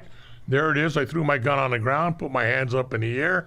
My partner, who was really pissed because he was using his own personal gun, he put his gun down on the ground, hands are in the air. Once our hands are in the air, it's boom. He shoots. I jump over the car. What? My partner gets behind the car. I got another gun strapped on my leg. I pull it out and I said, it's okay, partner. If he shoots again, I'll dump him. You know, I was calm. He missed us. But this guy, his partner. Was he trying to hit you? Well, he was trying to hit me or my partner. What? And we were downrange. He's shooting. And then that guy just starts yelling, you stupid motherfucker, what are you doing, you stupid? And the gang members, because the sirens were on, This is fucking beautiful. they're Kick his ass. hit him. You know, and then Man. another cop who had come up following the pursuit, another deputy, said, put it out. Attention East LA unit, shots fired. And I had to pick up the radio. Now it's really fucking going to go off because shots fired means And everybody's pulling a gun so now. everybody starts rolling, and I just said, Damn. Code 4, shots were fired, accidental discharge, no further assistance needed, requesting Sam continue, the sergeant, get him out here. God. So we went out there, and the guy comes up, he wants to, he's begging for forgiveness. Fuck that guy. Begging I said, for hey, forgiveness. get away from me, partner. You better take care of that guy before these gang members are going to lynch him. You got a job, take care of that guy. Don't worry about us right now. My partner's pissed off. Could you hear it go by or what? No, I didn't. So he waited till your guns were down. Yes. And then he fired at Yes. you. And then he had the balls to come up and ask for forgiveness? Yeah, he What said, what was his explanation? The guy had been in the streets for 10 days. He was a rookie. He went through vapor lock. Ooh. In the analogy, when they wrote it up, they said at a 10-ton Mack truck come by and sounded its horn, he never would have heard it. He just tunnel vision, focused. Up in the academy, Oh my God, during their training, they're teaching these guys up there, hey, you're in East LA. Back then it was hardcore. You're in East LA. You got to be careful. You have to, the danger. They'll kill you. They'll shoot you just as soon as look at you. Jesus So Christ. the bottom line, they got their guy. We went back. Did he know you guys were sheriffs? Did he know you were police officers? Not at Even first. with that green windbreaker, like two vatos He with the never bowling saw league out there? He said all he saw, he saw me with a 6-inch barrel revolver. My partner had a bore barrel gun, a big gun, and neither one of us had. I had a 4-inch. My partner had a 2.5-inch that he had. That's it. He never saw the Ray Jaggers. He never saw anything. He was just scared. He saw guns. So he ended up getting fired. Okay. He did Do you get think fired. that is one of the reasons why the streets with law enforcement are a little bit more dangerous? That some people are on the streets that maybe don't have the training that they should before they're released on the streets? Well, no. How did I say that? That's not right? I get what you're saying. I understand what you're saying, but I can't blame it on the training that they're giving them in the academy. It is more dangerous today than it was when this happened to me. More people have guns out there today. More people are willing to shoot at cops. They really don't care. They've lost all respect for any authority, not just law enforcement, and they're going to be shooting. So you have to be cognizant of that, because if you're not, then you die. And I want to go home. Yeah, that's That's a situation like you never heard of that, right? No. I've never heard of that either. I could never be a cop. There was one time, like I said, I went on my ride along, and I was interested in police. How old were you when you went right along? I was like 21, All right. 21. So I went on my ride along, and I was the reason I Did you wanted sit in the front or in the back? front. Okay. Front. He had me in the front. What town? Portland, Oregon. Portland PD? Yeah, I think it was Portland Police. They got nice cars. It was in a. So the thing about it is, I came and I showed up in khakis and a button-up because that's what they told you had to do. And I went on this ride-along, and I was thinking, they'll keep me safe because, I'm gonna. But we got a call. I was right next to him at every call. One time they got a call for like shots fired, gun like discharge or something like that. We came in, lights, like lights and sirens screaming, and the canine unit shows up. They're all getting there. They're putting on fighting gloves, and I'm like, you want me to stay in the car? He said, no, come on. I'm like, what? And so we're walking into this like apartment complex building, and we're walking up the stairs. Somebody kicks open the door. The cop grabs for his gun, and I'm just sitting right here in my, in my button up, and I was like, then I realized I'm like, I can't. Hey, was that cool that they let him do that? No. I'm serious. I'm not bullshitting you. Absolutely He not. could have fucking. Absolutely he not. had That'd me- have been a liability. He had me right next to him. I think they'd have shot you first. I don't believe. Yeah. I do believe. Yeah. Just your story. Yeah. I'm just saying, unadulterated bullshit. He never should have had you away from that car. Yeah. Who gets shot first? I think he does. Well, either one of them gets shot if he gets hurt while he's in there. But if a guy's running, looks back, and he sees a cop and then another guy, I'm shooting. I shooting the don't know if he's Civic. on Twitch. I'll fucking. I wasn't on Twitch. Oh, back, shit, I'd have dumped him right there. Yeah, No. But I think it's It's a liability. It Never was should have been crazy. out of the car. I mean, it was an interesting. It was an interesting story, but like at the same time, I was curious. I was like, why the hell am I?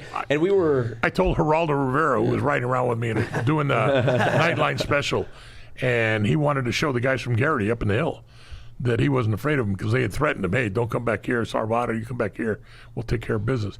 And they would have, right? Don't So, fuck around. well, if they had the chance, they would have. So I stopped my car, getting ready, and he got out of the car before I could do anything, and he went running up the stairs. They used to call it the Chica, Loma Chica.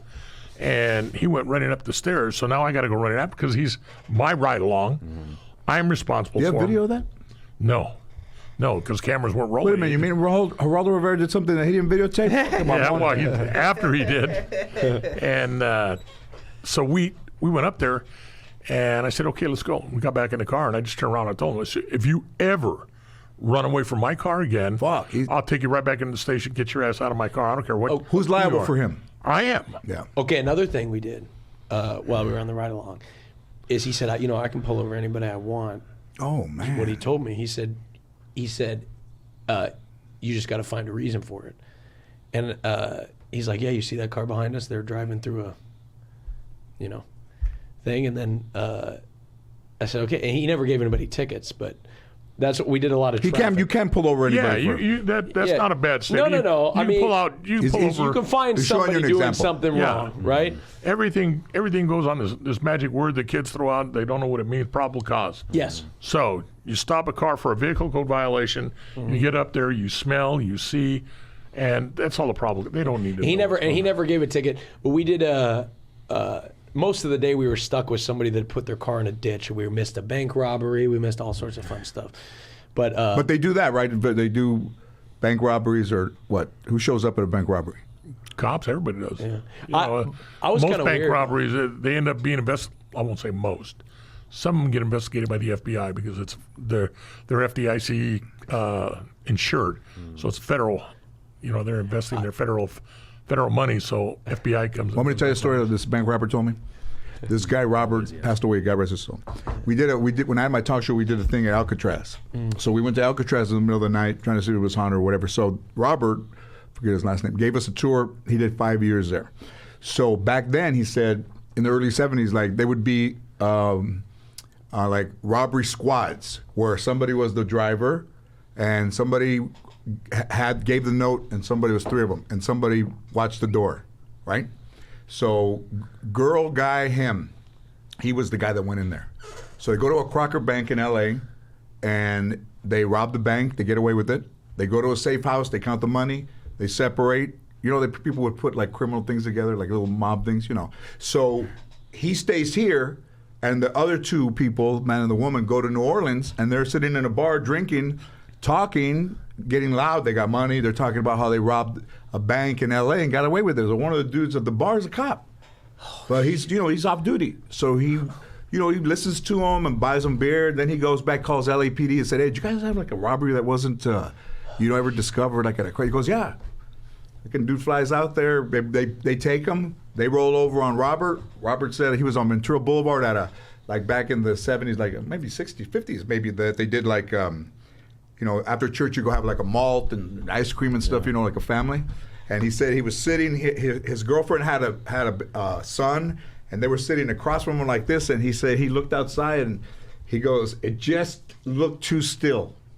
He goes, "I looked outside, and I thought, man, it looks kind of still out there." And the dude slid in right here. Detective goes, "Let's go." Got him. He didn't say anything to them. They were like, their mouth was open. Took him to Leavenworth. He was an escape. I was an escape back. I could escape from anything. And he was going to escape from Leavenworth, but the cop forgot to turn the key at one of the last places, and he had to open the door and turn the key. And when he opened the door, he was on top of the fucking wall. And they go, the cops, the judge said, "I'm going to send you to a place where you can't escape." He did 5 years in Alcatraz. Oh, shit. Whoa. You know, the criminal mind is incredible. You know, I had a case. It was like a Sam's Club, a Costco. It was in Hawthorne. It was a big store like that. And in working the investigation, we found out that Mr. Big, that's you were calling the shots. So you would call up Grant. Right. He's the trash I know man. the guys that get okay. He's the trash what I'm man. saying. Yeah, So baby. what he would do is the trash man would go. Remember before you used to have these carbon on credit cards. Yeah. Carbons would go out. Well, he'd go through the trash. How fucking dangerous was that, man? He'd So go through. they go, "Hey, thank you for coming by." They go like this to your thing, and they have that carbon. Carbon goes in the trash. The trash account- man would the go account- They Counts in just there. threw it away. find as many carbons as he could. He would take them. He would take them down to George, and he'd go over there and he'd look at them. He had a machine because cards, Man. they don't care about your name. All they care about is the number that's on there. And the zip. Well, now So, the zip Back then, yeah. The number was on there. If it was good for $10,000, okay, we'll keep this. And he gets paid $50 for every one he brought in. Man. So, but he doesn't know anybody else other than you. He has no idea. He gives you the carbons, you give them to him, he runs them, they're clean, okay. Now, you contact me and you tell me, okay, here's a credit card, because now what you do is, you know, your man back there, he makes plastic. So, here's the numbers, put it on it, put his name on there. So now there's a They credit could make card. they could make like Yes. MasterCards or whatever Yeah, they were back then. They were using American duplicates. Express. Yeah. American Express, now with my name on it, knowing that it's good for $10,000 at least. And you change they could just change the name. They Dump make it, up a buy new card. one buy, and So, give it to me. I would go rent a car. Go to Hertz. Let me rent a car. They can't report that car stolen for 30 days. So here's the card. It's good. Whoa. He says, then I want you to get the car, go park it, tell them exactly where to park it, leave the keys underneath the floor mat, walk away, never go back to the car. Then he would get another guy and he'd say, okay, get 3 of your homies. Here's what you're going to do. You go in, you hit the store. I want $50,000. You can have anything after that. wow. And nobody knew anybody else that was going on. They did it. They did the store. They got in a shootout, and somebody was hired just to go sit at the store in case there was a problem. They could follow the getaway. In case there was a chase, they'd Damn. follow the getaway car. Happened in Hawthorne. We found the car parked in Inglewood, close by. It's all it was, a rental car. We ended up working with who were the guys that stole Secret Service, and because they were into this shit, we found out that these guys were going, and you said in another state, they were doing jewelry, smash and grabs. They'd get on a plane here in LAX, go to Chicago, do a smash and grab, turn around, get on the plane, and come back to LA. Nobody'd ever catch Amazing. them. They got away with it. And you know where Mr. Big was living? He was living in Portland? He was living in Biscaluse. He was living in Biscaluse Center. me. He was an inmate, Oh man. What? running everything from the jails. So it was incredible. How many of these things? How many bank robberies? How much of this goes unsolved? I don't know. I didn't work bank robbery. I don't think they do it. I just work murders. I What think it's murders? harder How many now, right? murders go unsolved? A lot of them now because of the mobility, and You'd think now it'd be the opposite, right? you Because would with think- technology and everything, it was easier back then to yeah, it was. They weren't as mobile, and now But also, there wasn't, it was more territorial. Back in the day, when I first got there, if somebody killed you, it was normally somebody you knew. Now with mobility and transit, they go out all over the And place. it could be from somebody from that traveled to Sure. Yeah. Yeah. Or it met you online. just don't know. and, And they do. Fortunately, the guys that are not so smart talk about stuff even in code, but they talk about it on social media. Yeah. So you look at social media, you do everything you can. Oh yeah, that's Well, what's I was being crazy. harassed one time, and the FBI helped me out. Then I was harassed another time, and they said, "Well, bring your phone down here, and we'll dump it." I said, "What's that?" That we'll take everything that's in there, and then we'll take the messages that are bothersome. But we'll look at all your messages. I said, "Fuck you! Don't worry about it. I can live. I can live like that." Nobody. Hey, they didn't look at my phone when I was married. The FBI ain't looking to that. I made it 17 years. I can make it the rest of my life. Fuck that. You don't want anybody dumping your phone and seeing all that shit in there. No, God, no. No, hell no. But if now, because they have that like where the money blows up, they're not really robbing banks anymore because so much is through like They don't do too many banks because they're not getting that much money out of banks. cracking. How do they steal from? How would they steal from breaking into accounts and stuff like that? Like knowing accounts. Oh, now electronic, everybody's hacking you. Yeah, the like hacking. You get phished or something like that. Yeah, or like fake phone call, like phishing calls and stuff. Like, oh, you won this or something like that, right? Like, What do they those sorts of do? things. Sometimes they send you an email. There's another helpful tip that says like maybe it's Apple and they're redoing their thing, and you got to put never do that. I never open shit. Never open it. Delete it. Don't even click the link. Apple's Like, not if you even. have Apple any doesn't need to doubts. do that. No. And that's how I know somebody that got. Oh yeah, and they'll text you too. That's right. They'll text you. You gotta That's be right. careful. Don't touch shit. Don't open it. Don't respond. Don't. Voicemail scam that's been going around lately where it's like, we're contacting you about like your vehicle's extended warranty Oh, yeah. or something yeah. like that. That's fun. Same, It's like thing. motherfucker, my IRS. warranty went out years Yeah, ago. you haven't said my name, you haven't said my vehicle. Do you have haven't more? said- Do you have more protection on? Is there a way to protect your phone from that stuff? I mean, there is probably. I don't have any more protection than the. Do you? I mean, do you have any more protection than the average Like person? encryption or something? I don't know. I mean, I have honestly don't ways know. of. I mean, I got a bunch of different passwords that are long, and I don't even know my passwords to be honest with you. Two-factor, but you can't do two-factor on your phone, so you got to use like a USB, like a encrypted little code that generates. But you don't want to use your phone because then people could hijack your what do you call it? Your phone. Like your number. messages Did you? or, Did like you? spoof your phone number. or Were something you, like that was before stuff. Were people dealing now with like? Well, there wasn't any phones. No, you did. This was not a problem. It was non-existent when I was working. Yeah. See, I mean, I didn't have a cell phone until I'm 27. I didn't have one until I was. It's them, right? Hey, speaking of fucking spammers. Yeah, there you go. as we speak. Well, they don't. They hear us. They hear us. So. Did you open it up on them? No. Let's open it up and let's fire one off in there.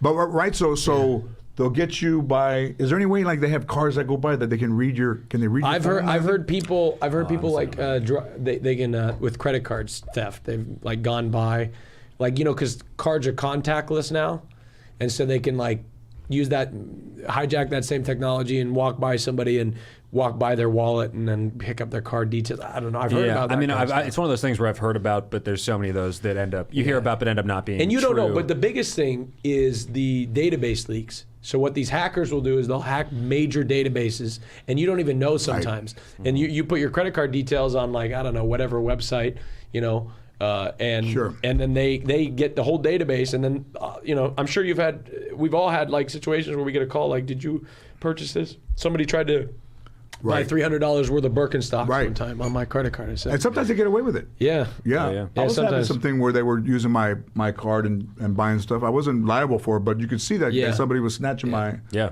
Yep. number. And they got it from just a database. Yeah. The database is just people hack into it. What's the age of Twitch? Is like this older dudes out there? So you can be, Is it safe for people? yeah, it's safe. I mean, of course, it's the internet, so you got to Right. be careful. But there's a minimum. You can't be under the age of 13 to be on Twitch. 13 is the minimum age to watch Twitch, consume Twitch. Right. There's additional filters for like 18 years or older. But there's no age limit on Twitch. I mean, there's people that are in there that are very old. But there's that are something streaming for on everybody Twitch. there, right? Absolutely. Yeah. So you got to not all the content's going to be appropriate for a 13-year-old, Right. right? So Like what do they have? I mean, there's no like adult hot tub content. streamers? Yeah, hot tub. I mean, That's- like you that's have kind of adult thing. performers that'll stream on Twitch. They won't stream their adult performances, but they'll be adult performers. Like, you know, a good friend of mine, Mia Malkova, is a big, you know, It porn star. seems to but be a bit of a thing for people, for like porn stars in particular, to, Yeah. to find a sort of second life. Yeah, on, because they want to have a more personal connection. Yeah, sure. I mean, I don't, you know, with their audience, it shows them beyond their acting career. Right, You know, right. You know. So and so that's what happens on Twitch. You get a wide variety. But you know, it's interesting. The porn stars are actually some of the cleanest content creators on the platform. Because What are they doing? like, I don't know, Are they like cooking or are they playing games? Yeah. You know, playing games, cooking. Yeah, and you're you know. watching them do it, right? Yeah, or like he said, there's this thing called hot tub.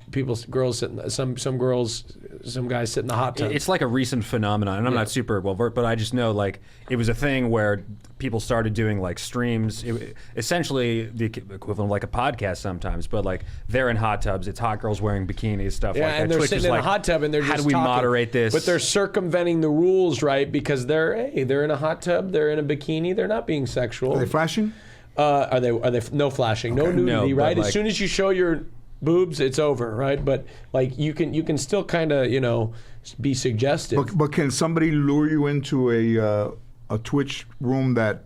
Like nobody else can see. It's all public. No, it's all so you're all public, broadcasting publicly. Are you looking, Gil? Yeah, What are I you got trying it. to find? It's telling me they're going to send me a Cochinos.com. That's mine. verification code. Your email. Cochinos. So yeah, so you help you out afterwards too. What do you like? Let's see. What do you like?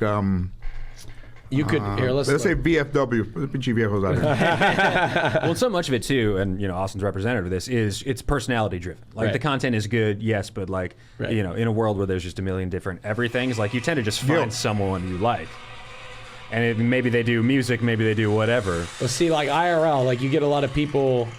Oh, hey, podcasts. You like podcasts? Oh, yeah. We're on a podcast, right? Gil, Allegedly, you could relive Vietnam over here, man.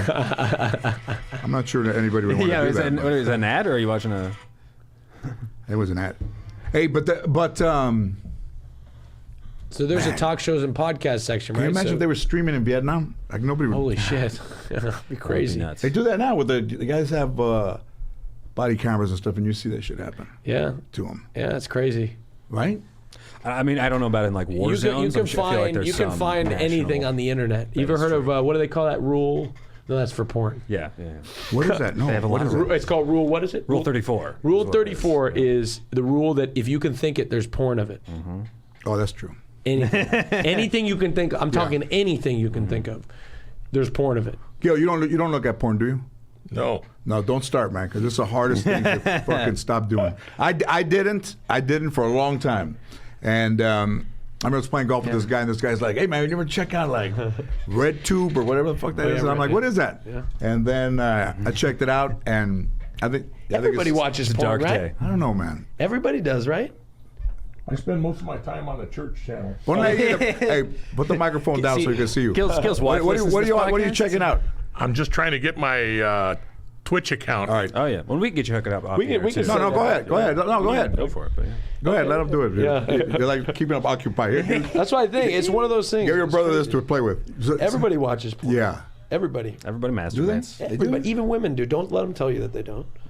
They do. These are the facts. Everybody does, which is so interesting how taboo it is because everybody does. It's one of the so interesting. It's so fascinating to me. I mean, how is it so taboo? How does it change if you're dating somebody and you're both watching porn? Does it make you deviant? Like where we came up, when we grew up, Yeah. we would say that you wouldn't do that because then that other person would be like, "Oh, you look a little bit like sleazy." Yeah. Right. Which is all those things are kind of out the window now. Where he's never tried marijuana because he said when he was a sheriff it was a felony. Yeah. And Yeah. now it's not. Yeah. And he can't get past that, nor could I. Like I grew up around guys, none of us were really big smokers, but you know, eat a little bit but rarely smoke. Or sometimes people say you sleep better with it. But to me, I'm like him. Like I can't get past the fact that you can use it for good. Yeah. And not for because And it just feels Yeah, illicit my or- parents, same thing. I mean, my dad's a lifelong marijuana user, but he still can't get past the fact that he doesn't have to hide it anymore. Right. Right. So it's a generational thing. Yeah. And then I get it's also state to state because there's people my age in other states I have conversations with, and they're like, "Whoa," and I'm like, "Whoa, chill." Yeah, it's Like, it's not just legal. weed, you know? In New Mexico, it's legal, and in El Paso, it's not legal. Yeah. So that's where I went over there, and somebody goes, "I just go to New Mexico and buy it and bring it across because Yeah. there's no border." murder. Yeah. Border check there. Yeah. Oh, yeah, No, yeah. funnily enough, I remember for me, like, because I grew up, I was very, the DARE programs worked for me. Oh, yeah. It was very anti-drug. Oh, yeah. Yeah, and DARE. it was like. But you literally- never been in trouble. You never got arrested or anything. No, but I mean, in part because they put the fear of God in me, especially with No, weed. I don't think so. I think and you're just like, one of those dudes that. Well, I'm goody two shoes. I mean, look at me. But it was Joe Rogan smoking weed on his podcast. They really started me like, oh, this is okay. He's doing it in public. This is Yeah. okay. Yeah. He's fine. And that was one of the first things that sort of got me towards accepting it. And obviously society has Yeah. changed, but like that, truly. And I hate to hide because I smoke weed. I don't smoke. I eat it every most they say most smoking days. is. They say smoking is not the best way No. to take it. It's better to eat Yeah, it. so I eat it. I eat it once a day. Towards the end of the day, when my day's over, I eat it and I just chill out, and it helps me sleep. You know, What do you eat? Like a gummy or like a gummy. Yeah. Like the these gummies. I go. I just get them. They're like in a little container. And then let's talk about that. So Yeah, you, sure. You take one, it's indigo, put you down, right? Yeah. So you take it, you turn the TV off, or you're watching and you just fade out. Or, Yeah, so it's sort of like it takes a while to hit you. Have you taken them before? Yeah. Okay, so you know how it. I've seen one with George's face on the packaging. Oh, Is do you- do you have some? I don't know. I'll fucking give you. I should bring some. Shit. I'll have some in the car. I'll eat some. Have some in the car, Okay, dude. I'll take some. But I got a lot. I got a lot of edibles at the house. Yeah, it's good, but you got to be careful. Where do you 'cause, live? Oregon. Oh, yeah, Portland. when you come back, dude. how we'll long are you bring out them here to for? I was gonna bring them to you. How long are you out here for? I'll be here for 4 days. Okay. Yeah. I'll be here. Okay. Yeah, Okay. yeah, Check. yeah, for sure. Yeah. Here, put your number. Yeah, sure. Because I got a Yeah. ton of stuff, man. Yeah, I really for can't sure. kind of talk about. I could, but I mean, Yeah. but I We think got a lot to talk everybody about. has. No, you Yeah. totally- No. I mean, me. Everybody If- has it. If we could not talk about weed on podcast, this company wouldn't. But also, is there an IKEA of weed? Is there like an Apple of weed? That's something that there's not, right? There's a million. There's a different bunch. companies. I mean, like when you said Apple of weed, I think MedMen because they have like stores with very fancy storefronts, very curated sort of experience. But there's also it runs the gamut from. Do you have the like, that names stuff. backwards on your phone? Yeah. Okay. All right. I'm dyslexic. Can I text myself? Yeah, of course. Okay. But But there's all sorts of. that little pipe that I was hitting last week. What was it? What was it? Bliss? Did it say Bliss? Oh, the vapes that you Yeah, had the in here. vape. Those were That was a good doses. one, man. Texting myself. Yeah, so those I were got- doses yeah. vapes. So those, the doses. But that I felt better with that thing I was doing last week. It's great. Yeah, a lot of people love. I'm going to officially on Twitch now. I'm in. Hey, welcome. I don't know. He did When- all. He when's did it your- all. He did it all official too. When's your first stream? Next week. He did it all official. Yeah, there you go. You got it official. You had What do to you got do it going the on this? podcast. What are you doing this week? Let's get a stream up. Doctor tomorrow. Stream the colonoscopy. Oh, there you Hey, go. there's people that stream the colonoscopies. Yeah. Hey, it's sure. medical, right? You know. Why don't you stream the last 1/8 of your dirty culo? You know, honestly, I'm It won't be dead dirty. He's serious. gonna clean it all I'm dead serious. That's one part of Twitch that's never existed is like a live surgery. I can't. Can I gotta people- wonder what sort of like Can HIPAA people stuff. take- Well, there's exists. HIPAA, but if you consent, if you're doing if it, you yeah. consent, I mean, I can't imagine there's anything. But they're not doing autopsies, you know. No, but that'd be kind of cool. That'd be interesting. Aaron, want to go to autopsy? But for educational purposes, No, I think absolutely. honestly it'd be kind of interesting. When you would, how's this for detective work? So, I don't think they do it now, right? Detectives don't do it now. Do what? Go to an autopsy. Yeah, They should still be. do it. Yes. So if you're working on a opposite, murder, you would go to the autopsy of the person that was murdered, That's crazy. and then you would go there and try to do what? To say, Well, just to make sure that all the information is correct. Simple version. I had a trainee, a new partner, and this one doctor. I used to hate going to his because he would like to get you there. He'd like to show you his expertise, so he wants to get there and charting the body. Well, you chart the body, you draw it out, and you look at every mark on the body. I didn't give a shit about that stuff. They used to insist. I just want to be there for, hey, let's do the cuts. he's Let's talk about the. he's trying to get his information out Yeah, of there. so I got that, and I told the desk, I said, I know the doctor. Make sure, I don't want to get there when he's charting. What time is he going to start cutting? That's what time I want to be there. Yeah, because he would do the whole big show and everything. So he called me and said, okay, he says he's going to start cutting here. So I went there, and the guy was starting to chart.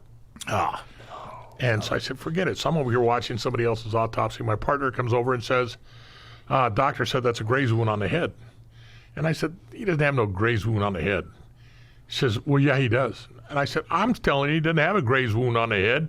And she said, well, the doctor said he. I said, let's go over there. And I looked at the doctor. I said, Doc, he doesn't have a graze wound on his head. I said, he got shot. He stepped on the gas. He drove for about a half block, hit a pole. His head went right into the rearview mirror. That's where you got a jagged cut right there where he hit his head on the mirror. It's not a graze wound. He says, that explains why it's jagged and why it's like this. So stuff like that, you have to be there to verify.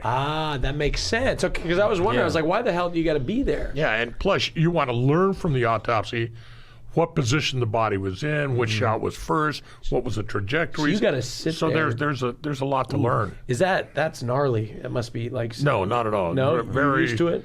Well, you get used to it, but it's very scientific. But it's knowledge.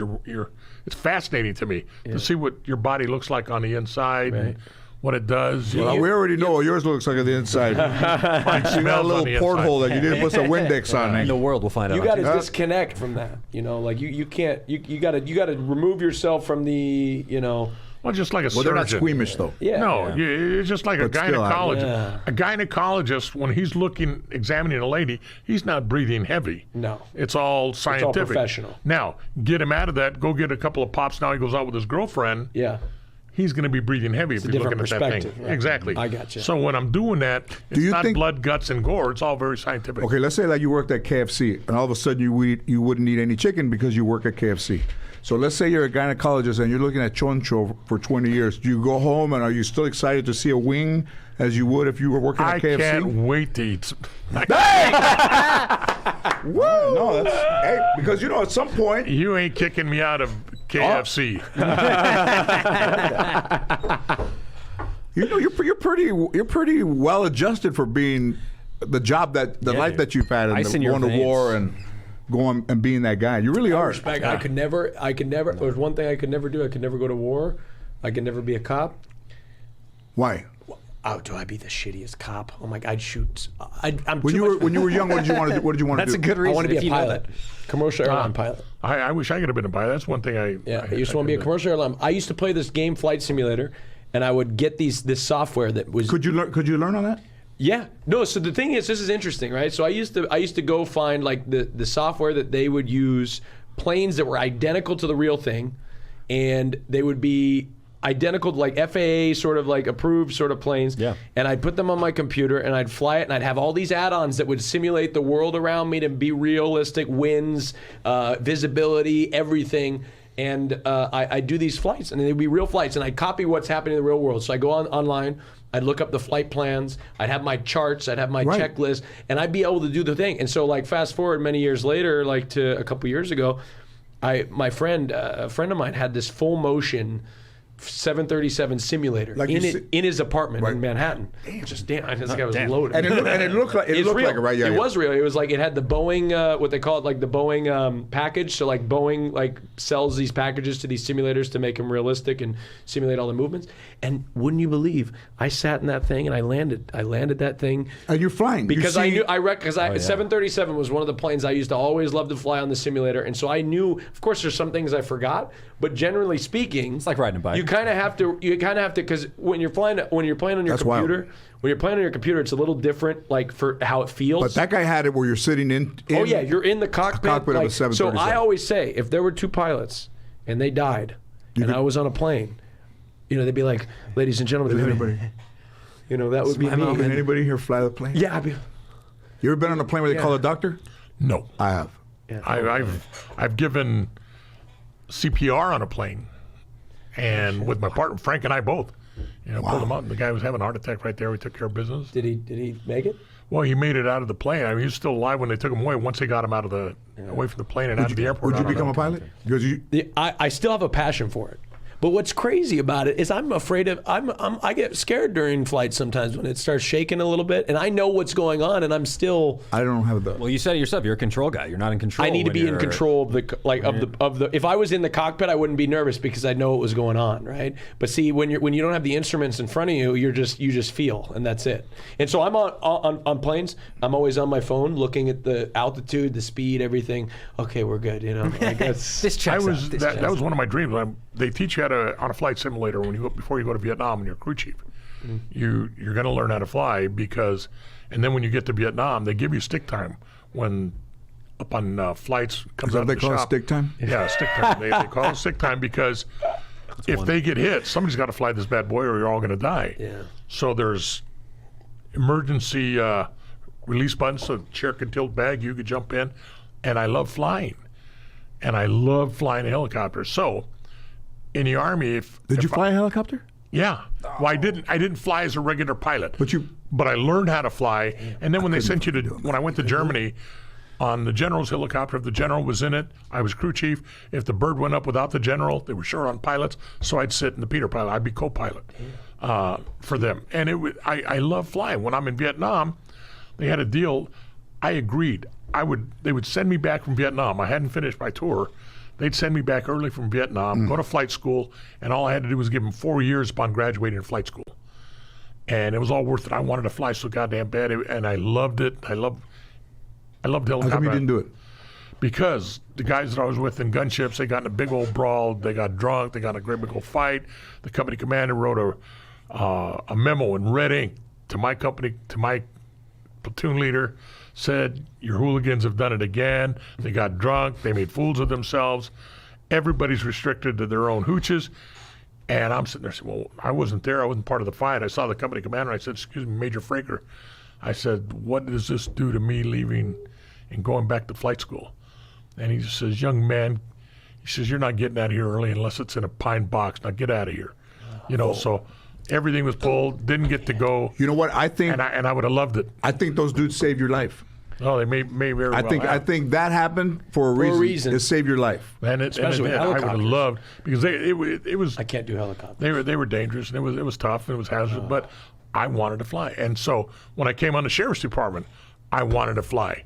They used to take their pilots right from deputies because they didn't want pilots that had already flown before unless they needed one right now. Because Those dudes can fly, man. Yeah, I was going to say some Police or but this is sheriff 2 helicopter, times they can now fly. they stopped you from flying. Yeah, so I wanted to do it. I got East LA. I got stuck there for a while.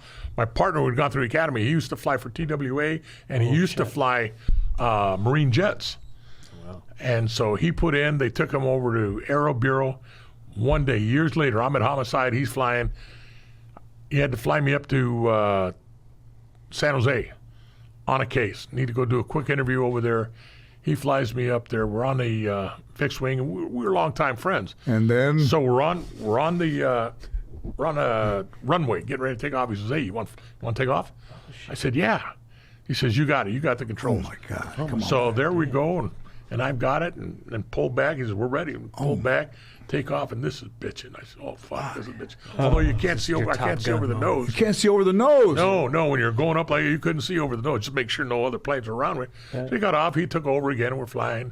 We get there, we land, I go take care of business. He waits for me at the airport. I get back, says, okay, let's go. Get in the plane. He's flying me back. John Bickle.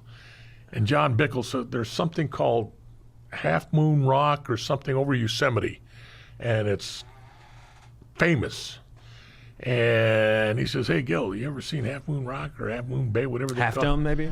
Maybe Half Dome? Yeah. So you ever seen Half Typical Dome? fucking Latino gets so fucking shit wrong. Everybody gets it wrong. You say that the Statue of Hilarity, Liberty, cabrón. What is that? So say we always get the words wrong, man. Yeah, so it was some kind of half.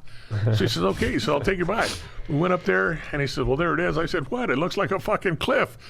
And he just like, Oh, man. by Nabisco, he said the last time I tried to God. show you anything, Mexican, you're and he turned around, and I didn't get to see any more. And he told me, I said, I love this, John.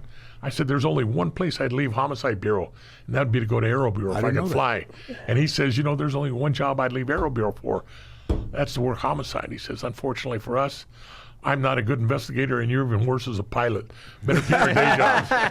But I don't know, man. I mean, it's something to say to be up there. Like the ocean, I lived in Hawaii, and the ocean's very powerful. I have a lot of respect for the ocean. I wouldn't try to be my own. But also in the air, that. Yeah. And I don't know how with I guess all the frequencies and stuff like that. But JFK Jr. was not. Somebody asked him to go with him, and he said, "I'm going alone."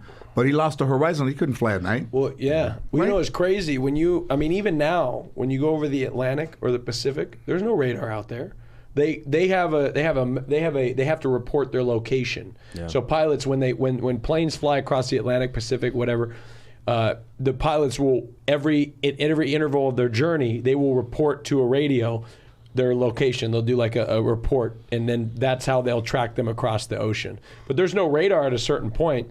But one thing is, a lot of people think that when you're flying out in the middle of the ocean, what happens if your engine's gone? Yeah. Well, planes are actually, when you fly over the Atlantic, I mean, you're flying north over Greenland. You're actually within a reasonable place to go. distance. You can those things are just gliders at the end of the day. If you lose all engines, your crew's out there. You're just a glider. They can. There's been stories where planes have lost all engines, and they just glided safely into their. Have you ever been on a plane that had a near miss or anything that remotely like an accident? No, I got the shit scared out of me flying on the way to Germany. We were out of New Jersey, and we got out A there. military plane? Yeah, no, it was a civilian, but it was all military. It was a charter flight. United? It was World Airways. Oh, World Airways. World Airways, and our flight was delayed, mechanical problems, and we finally. Mechanical, that already telling you like, Those I'm like, fucking great. that's- We're off to a I don't good want start. that, yeah. So we get on the plane, we take off, we get ready to take off. You know how they pull power at the end before they take off. Get that engine built up, and the goddamn plane just starts shaking. I said, Jesus. So we take off, and I love flying. He takes off, and we start gaining altitude. All of a sudden, he cuts back on the engine, and we give a sharp bank. Whoa, shit. And some of the oxygen masks fell down. Oh, shit. And I said, holy shit, this is it. We're going down. You just took off though. Yeah, we had just taken off, and then all of a sudden, in pulls power, and he straightens out, and he just said, ladies and gentlemen, sorry for the problem. He says, the mechanical problem prior to takeoff was some of these oxygen masks were not staying inside. There was something that was triggering him off. Oh. And I talked to John Bickle. John Bickle says, I've flown out of the airport many a dime. He says, they have a sound. You give engines all but you get over the city and you got to cut back. Noise abatement. Noise abatement. Yeah. He says, so you cut back. That's why they go up. So there was nothing wrong. Yeah. Just everything happened at the same time. Oh, wow. And it scared the bejesus out of me. It's not a good feeling, because even out of LAX sometimes they'll pull it back real quickly, depending on where you're going. And when you're there, when you're doing that route for the first time, it's a little scary. Like, wait, aren't we supposed to be going up? But you're in the air, like what? Yeah. And the only time Just take that Valium. The only time I ever get concerned, one time when I was in Vietnam, there's IFR, you fly on instruments. Flight rates. You Reading. fly on instrument, Yeah. and we were socked in. You couldn't see, and these rotors are kicking everything around every which way. One pilot says, you take over controls and get vertigo. You could not tell Couldn't do it. which way was up, which way was down, and I was scared to death. And just like the commercial, we get over, he's following, and just before we get to the Camp Holloway, our air base, it cleared up enough so now we can see we have visual. And the guy was talking us in. But he was reading Was he reading the instruments? He was reading and listening. The radio, the towers had us. They still had us on radar. They had us coming in, and they were guiding us in. But it was scary. So now, even in big jets, with all the technology they have, we're coming in. I don't care where I'm coming in. LAX, you come in. Sometimes you got to fly through the clouds to get in. When I'm in and I can't see, I just rather close the windows. I don't want to look outside. Yeah. There was that big plane that took off, like some big super jumbo max plane that it was flying on its own. Like it just. Oh yeah. The pilots. I mean, they're no auto takeoff, but there's all auto land, full auto land. These planes are so sophisticated; they'll flare and everything for you, and they'll land. It's pretty incredible. You don't need to be able to see. I was coming back from Vegas on Southwest. This was like in the early '90s, and all of a sudden our plane went like this, like whoa! And I mean, literally, you're like sideways like that, like quick. Yeah. And people were screaming, and fucking people just all of a sudden coming in, and then a sharp veer. Jesus. And they said, "Oh, sorry about that." And then I'm reading USA Today a couple days later, and it said that two Southwest planes almost hit each other, missed each other by 1,000 feet. And I said, what flight number was that? I went and found my ticket. I was on that flight. Oh, shit. 1,000 feet. Was it while you were about Coming to back land? into Burbank, yeah. Oh, man. Fucking 1,000. 1,000 feet is nothing. Especially for a plane. I see that's the real results quick. of what happened. I worked for 3 days out in Cerritos when they had the Aeromexico. Oh, yeah. That horrible fucking. It was a plane crash August 31st, 1987. Who hit who? Private plane hit Aeromexico. 85 passengers aboard. Yeah, dude, flying over the Cerritos, man, into the neighborhood, like fell into the It neighborhood. looked like a bomb had landed. You ever heard of what they got in those planes to prevent that kind of stuff? So they got, each plane is equipped with something called TCAS. It's called Traffic Collision Avoidance System. In each plane, these systems work to, if there's going to be a collision, it'll tell one to ascend and the other to descend, and they'll communicate with one another. They didn't have that for private plane. It wasn't mandatory private plane So there back you in go. 1986. So that's why. Oh, they have it now, right? So there's I been didn't know that. yeah. So never I don't know. Maybe They should have that when you're I'm dating sure. a fucking dude. You don't run into the fucking girl's other boyfriend. So there was a crash where the air traffic controller, there was a collision over, I think it was in Europe somewhere. There was a crash where the air traffic controller told the pilots one thing and then TCAS was Right. telling them the other. Oh. So one pilot, but you're always supposed to listen to the TCAS. You're never, that's what you default to. And one pilot listened to the air traffic controller, the other listened to TCAS, and they descended right into each other. Wow. And it was catastrophic. But that's what so there's always backup. So you're not just relying exclusively on air traffic control. And even if you're not about to collide, the little radar shows all the traffic around you. So it'll show all the traffic around you. So it's so safe, but conventionally in my head, I can't think like why. I wouldn't how be am able to do it. You have to be a certain. I think you have to be of a certain type. Like you had it.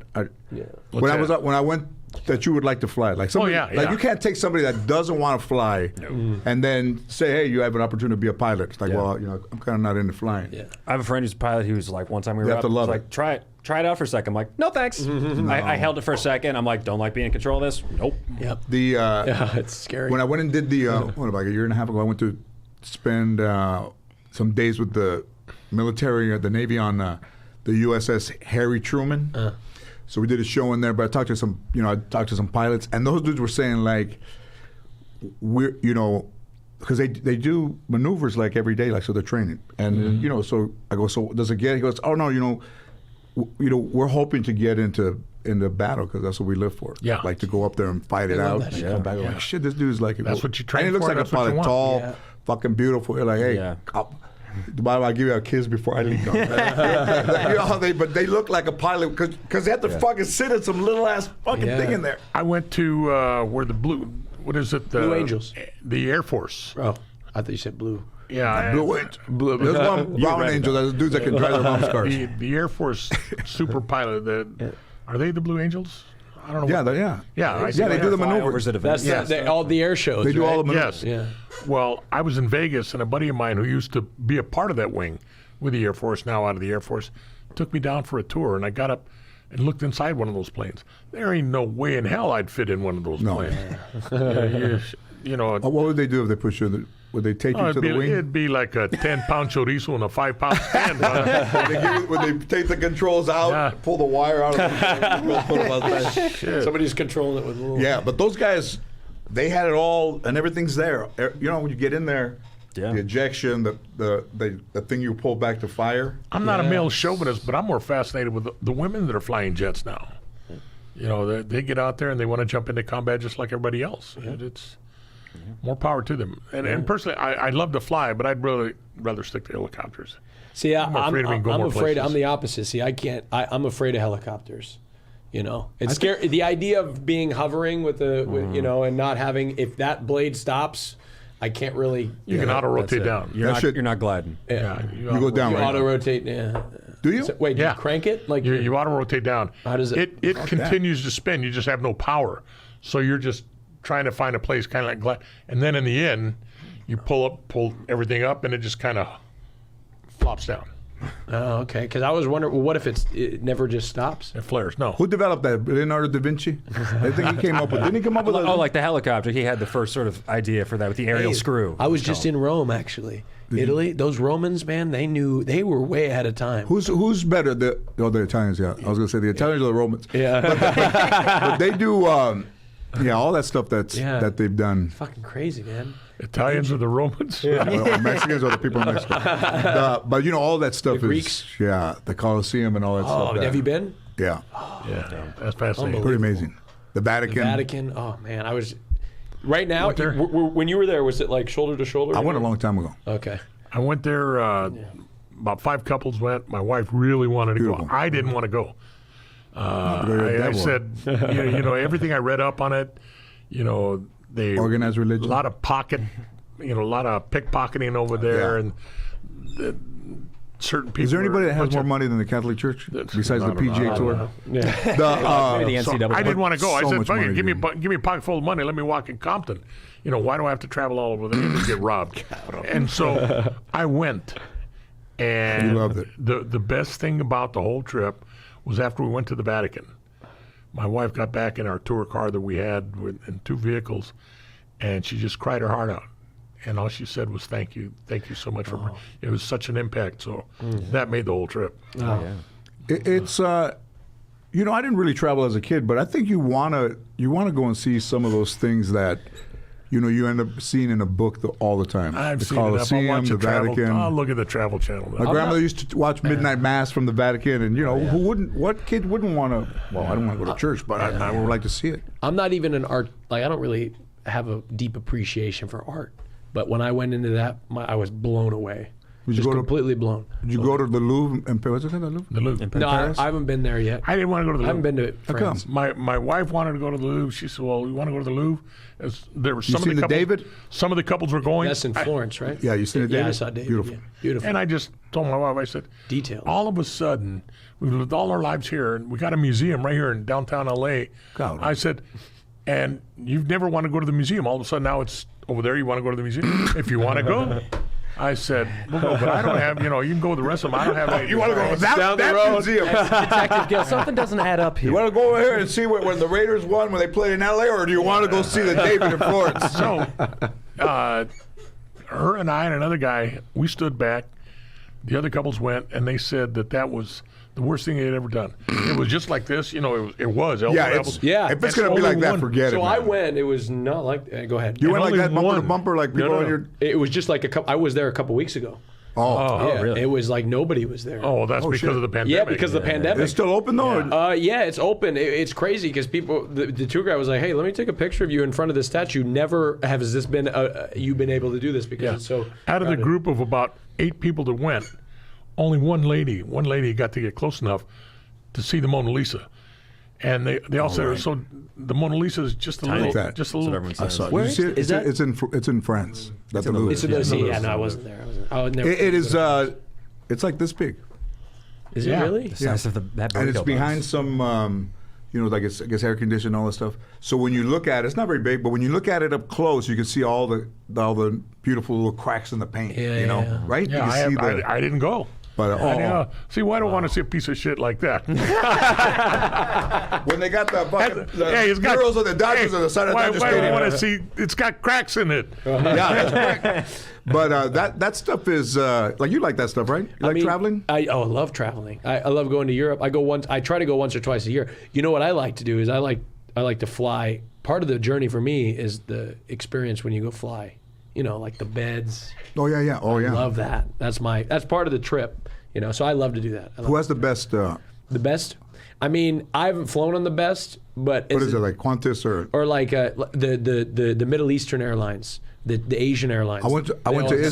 Singapore Air, I know. I went to Singapore Israel, Air. and the plane was so old that they said, "Hey, who won the World Series in 1954?" Like they didn't have any Wi-Fi, so they would go ask the passengers if somebody had a question. No. Oh yeah, I They had didn't have Wi-Fi. If you're going fucking 18 hours with no Wi-Fi, you might as well get yourself in a fucking brown bag and take to lunch just a fucking hamburger sitting there by itself. I Fucking flew horrible. American Airlines, and the flight attendant was walking by. I said, "Hey, what's the Wi-Fi? What's the password, whatever?" She's like, and she just laughed at me and walked down the aisle. She's like, "You see the cigarette trays? There's no Wi-Fi in here." We're not trying to fly in a plane that still has ashtrays that Yeah, are fucking I sealed learned- shut. I learned something American coming Airlines. back when I came back to the airport. That's the first time I started with this bleeding ulcer stuff. So I'm passing blood like a good thing. And I'm sitting on first class. And my wife was getting scared. She didn't know what was going on. She just knew that I wasn't feeling good. I told her I had diarrhea. So she was up there, and I told. If you're gonna lie, That's your cover story. I lie on that one. So I told her, I said, don't worry. She knows I don't go to the doctor much. I don't get sick. I said, when I get home, first thing I'm going to do, I'll take a shower, and I'll go straight to the doctor. Well, I think the first thing you do is gotta hide those calzones todo cagados. Yeah, todos cagados. And so, I had to drop them at a 7-Eleven on the way home. so as we got a little into this flight, I told the flight attendant, you better have a wheelchair for me when I get home, when we land. So You could feel it. It's painful. It wasn't painful. I was just so weak. I'd lost so much blood. Yeah. Oh. So I'm pale. One of the people that went with us, she was she used to be a cop. She was teaching UCLA. She's a certified paramedic. She still rides an ambulance today. And so That's the first time I've done it on the show. Since we were 12, anytime somebody talked about somebody, we would go, no matter what. Okay, go ahead. Sorry. It's going to start now that I've done the first one. I told her I was diaphoretic. She says, how do you know that word? I said, I used to watch Emergency all the time. They use that word. Diaphoretic. That's what it is. So Shouldn't put you on Ringer's lactate? No. They had that on Emergency too. So which is just salt water. when you get back and you're in a wheelchair, you go in front of everybody. It's like the airline, the airport, die on the street, not with us or in the airport. Man. And I told the wife, just get me straight to the hospital. You went from the airport. Did they pull Airport. an ambulance up airside to like the? No. My daughter was there. They pulled it up. They let her get wheelchaired me. I got in the car. Let's go straight to the. You ever flown with somebody with handcuffs on? No. Have you done I that? have. I have. Yeah, oh yeah. you- yeah. Yeah, you fly with I was like, me? No, I don't. That makes fly sense. with a couple dudes. They're probably pretty big dudes, lean. They got the badge. They got the guy in the middle like that. They sit in the middle. Have they sent you to go get somebody from another state? We Or another brought country? Brought them back. No, not another country. But another I've state. seen that in some. Do they fly usually at night or they fly just whenever? No, just whenever. What do people? You have to wear. They put on a leg brace so they can't run. They can't do much. Have they ever been unruly on the plane? No. No, usually pretty good. Yeah, I've only flown one, but nobody's ever unruly with me anyway. It's Do air if you have to marshals? get arrested, you want to go with the truck. Do air marshals still fly? Oh yeah, I'm sure they do. That's I hear about that they do. I've never seen him. I guess it's a good how you thing. know they're You don't good. want to see him. Good at their job. There's a lot So of crazy check shit going this on. out, which will be a good segue. I tell her, take me straight to the hospital. So we're driving. I said, but before we get to the hospital, I want you to stop at this place. I want a burrito. She says, Gil, you're sick. You can't beat. I said, hey, it'll be paid for. She says, you'll throw it out. I said, who cares? It's already paid for. Just stop and get me burrito. So we stopped by this place, the local place where I grew up I think I at. found my soulmate. Mario's Tacos. Since when? How long has it been there? Mario's Tacos. Mario's Tacos had one little tiny corner. He's been there since the since the late 60s. Just a little place. It used to belong to his aunt. He ended up taking it over. Now he's got a big place, right on the corner of Whittier and Durfee. Mario's Tacos. I've been over there. So I went to the hospital. I said, you just go home, get this stuff off, clean up, do whatever you got to do. I'm going to stay here. She says, you don't know what you're going to say. I said, trust me. I went inside. They looked at me. They said, whoa. So bottom line, they kept me. Mario's Tacos, which was the place that I grew up with, very dear friends. Ooh. I went to the doctor this morning, as I said before, coming down here just for a quick checkup.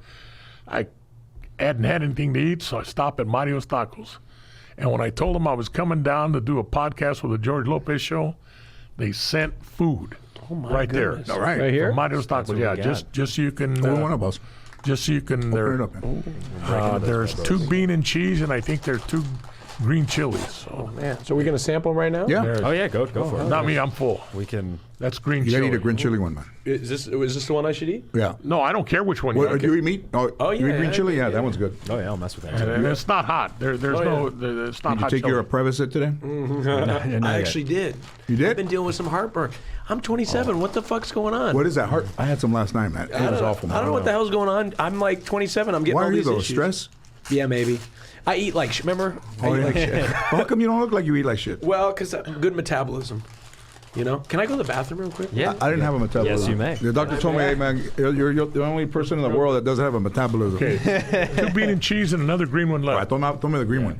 Hey, did we take care of him? We didn't even hardly talk about him. Like, what do we do? Like, fuck that one up, man. Oh no, no, That was our that's dude great. right We're there, still- man. He did good. I mean, we're still taping as far as we No, haven't- I know, but I mean, did he have a good time? I had a good time with him. I had a good time, and he so. got me on Twitch. He got you on He's a Twitch. good dude. I like That him. was exciting. Yeah.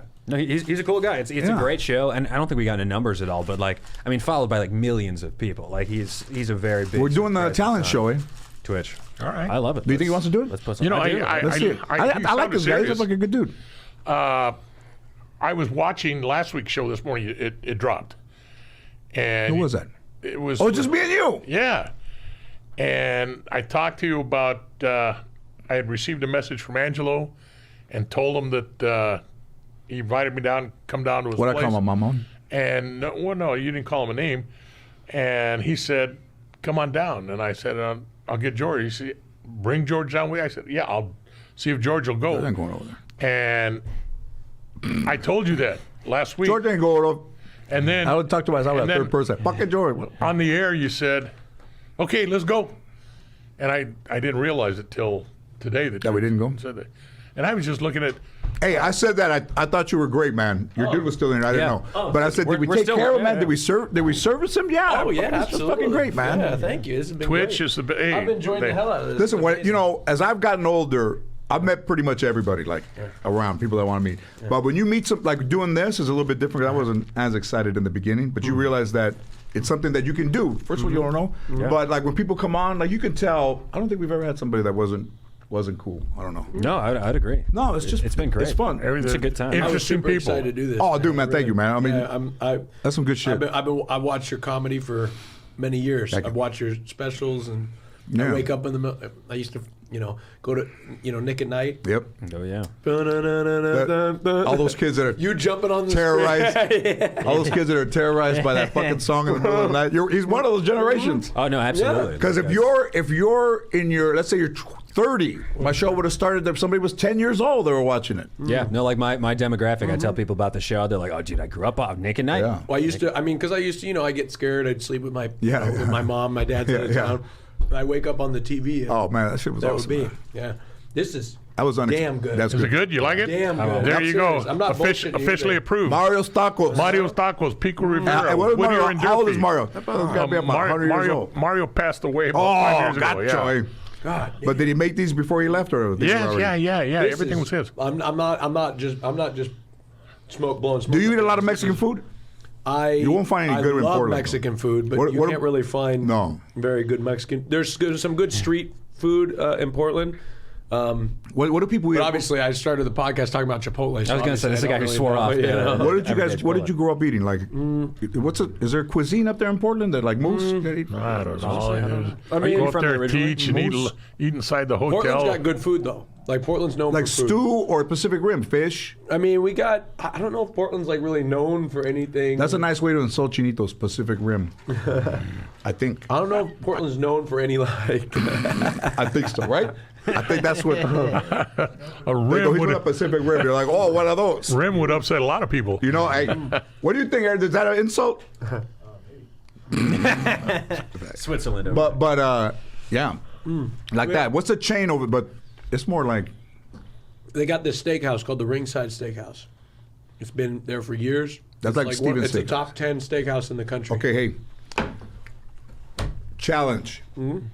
Ringside Steakhouse against Steven's Steakhouse. Where's Steven's Steakhouse? Local. It's Local? Not far from here. All right. Where the You guys come up to Portland, I'll take you out. Have him bring some shit over here. Yeah. Huh? Is Steven still alive? yeah, Steakhouse Showdown. Jimmy the son runs it now. Hey, Steakhouse Royale. Yeah, there you go. what do people eat over? What do they do eat over there? I mean, we just eat what we would eat. But they stuff it or anything like it, Oh, the steak? Yeah. I don't know what they do to it. It's just. It's good though, huh? It's just good, yeah. like Manny's in Minneapolis or Del Frisco's or Manny's, something like oh, that. yeah. Yeah. You've obviously traveled a lot more than you think I have. I have, and when I travel, Did you go? Did you ever go to Costa Mesa, or you just kind of Frankie keep and it right Johnny's there? in New York Yeah. I travel, but I don't normally go that far No. away from the hotel unless I'm with cops and we go someplace special. You been to Commander's Palace? Yes. You been in New Orleans? No. Oh man, dude, Commander's Palace is Sounds badass. incredible. They Everything greet right. you with your name. They're all lined up. Oh yeah. Right? It's a. How long has it been there? It's been a long time. But cuisine, incredible. Whatever you get. They play jazz. They come around. I also ate at a breakfast place there. It's really known for their. Yeah, that with the You know beignets. what I'm and talking all that. about? Yeah. That place with green and white. The Yeah, stripes. it's like old. Well, it's like there's Cafe Du Monde, which is Cafe like, Du Monde, that's the one. But that's with the beignets, but there's like a breakfast. you ever had a beignet? Yeah. That's It's good. like a sopapilla with a lot of powdered sugar. Commander's Palace, founded 1893. Ching out, man. Wow. They didn't have chorizo back then either. No, they were still trying to figure out how to make it. Yeah. But I grew up eating just everything. But Mexican food's always been my favorite. Yeah, this tabernacle has tackled a few of everything. Yeah. What I is also the like Japanese. Yeah. What is the? Can people still eat like that? I guess if you eat a lot of meat, man, like your body can't. So at some point, like you're a younger guy, acid reflux. You don't want that for the rest of your life. But I think what they say, we didn't ever eat in portions. Like you'd go to a place, like in where they go to in Memphis with the ribs. And they're hanging over the plate, and everybody's like, "All right." And then later on at night, for the next fucking 2 years. But the larger portions doesn't necessarily mean, even if it's great. I forget Corky's or wherever we went and got ribs, that they would fly them out.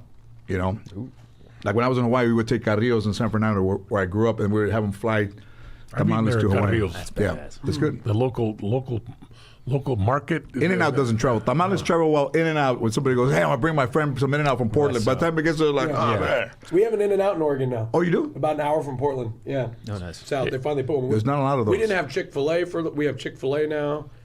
That's one of my favorite fast food Moving on up restaurants. over there. But There was a barbecue place that I went to in St. Louis. It was really good. And all the cops went there. There was a line on the outside to get Loves? No, I'm kidding. in. No. that's how you know it's really good. There's a line. No, but there's still some of those places that, Commander's Palace. What's out here? That's been around forever. Not a lot. I'm trying to. Okay, so. Where would you go to? Halvera Street? Like old timey. Pacific Dining Car, how long have they been around? I think they closed, man. The Pacific Dining Car I think they're was open in again. Training Day. Is it open? Okay, so this is where I go for Mexican food. Closed, yeah. Well, temporarily. No, closed. that's too far, man. It's too far. Okay, Yeah. where do I go? Where do you live? Where are you staying? Well, Beverly or West Hollywood. I don't know. That's out of my RD. I don't know. Go to Compadres on Sunset. Oh, yeah. Compadres is all right. Is El Compadre? Is that what it? All right. I'm just. Hey, don't be throwing no fucking Spanish at me, man. You're gonna confuse me. No, okay, if that's it. I'm like, it's like right across the street. No, from no, like that. area, Yeah. That's That's good. good. That's on Sunset. There's a Compadres on Sunset, right not too far away from Dodger Stadium. That's a different one. Oh, okay. That one I went to after the game, and there was some cholo out there, had a big EP, right? I go, "Órale, Elvis Presley." They didn't think that was funny.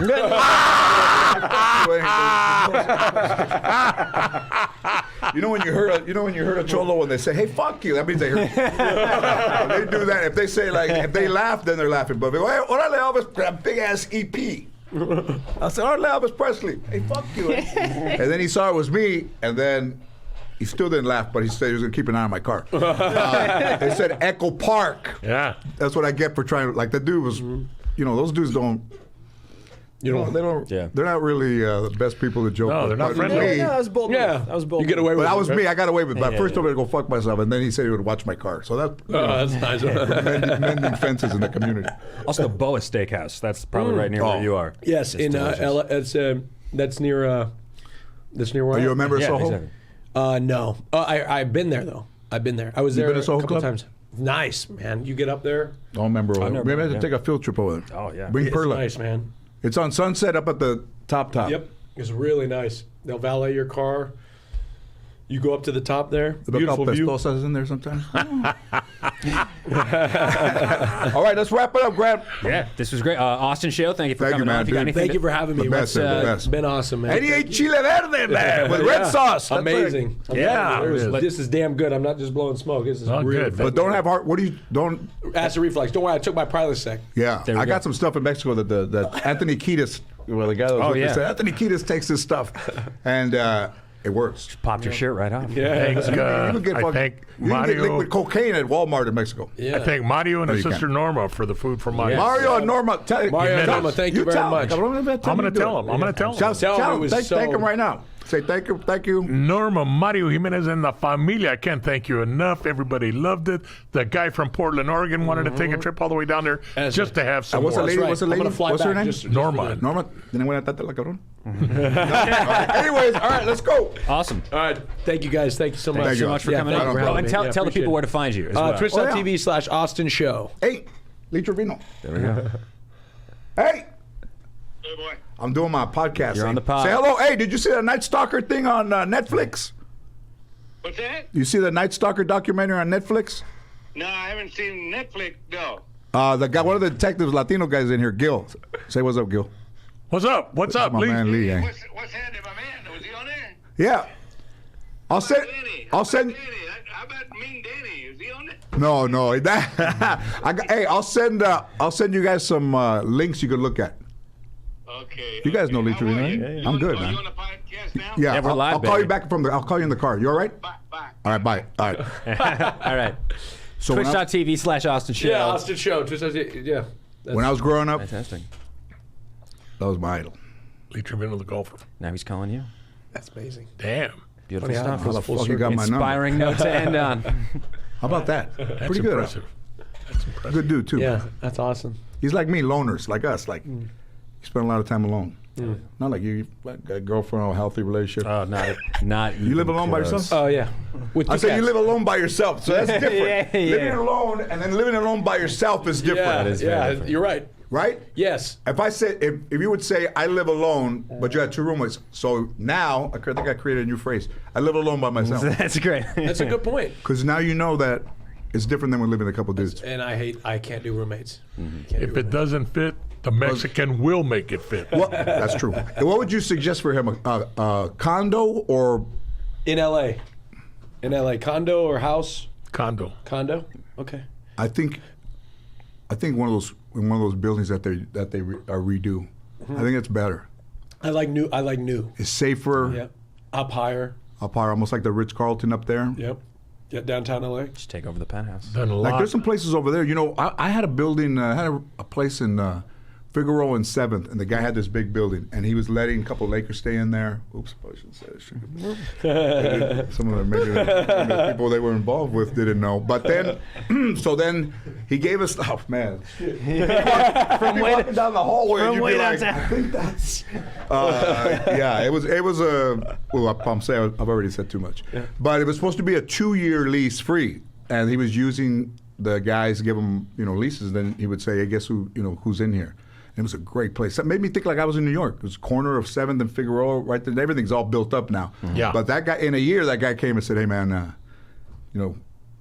gotta let you guys move out." That 2 years, motherfucker said that 1 year. Yeah, they sold it all out, and now downtown you can't get a place downtown. Yeah. No. But it was fun. It's nice, yeah. I'll be looking. West Hollywood, downtown. We'll see. Downtown, yeah. Well, We'll see.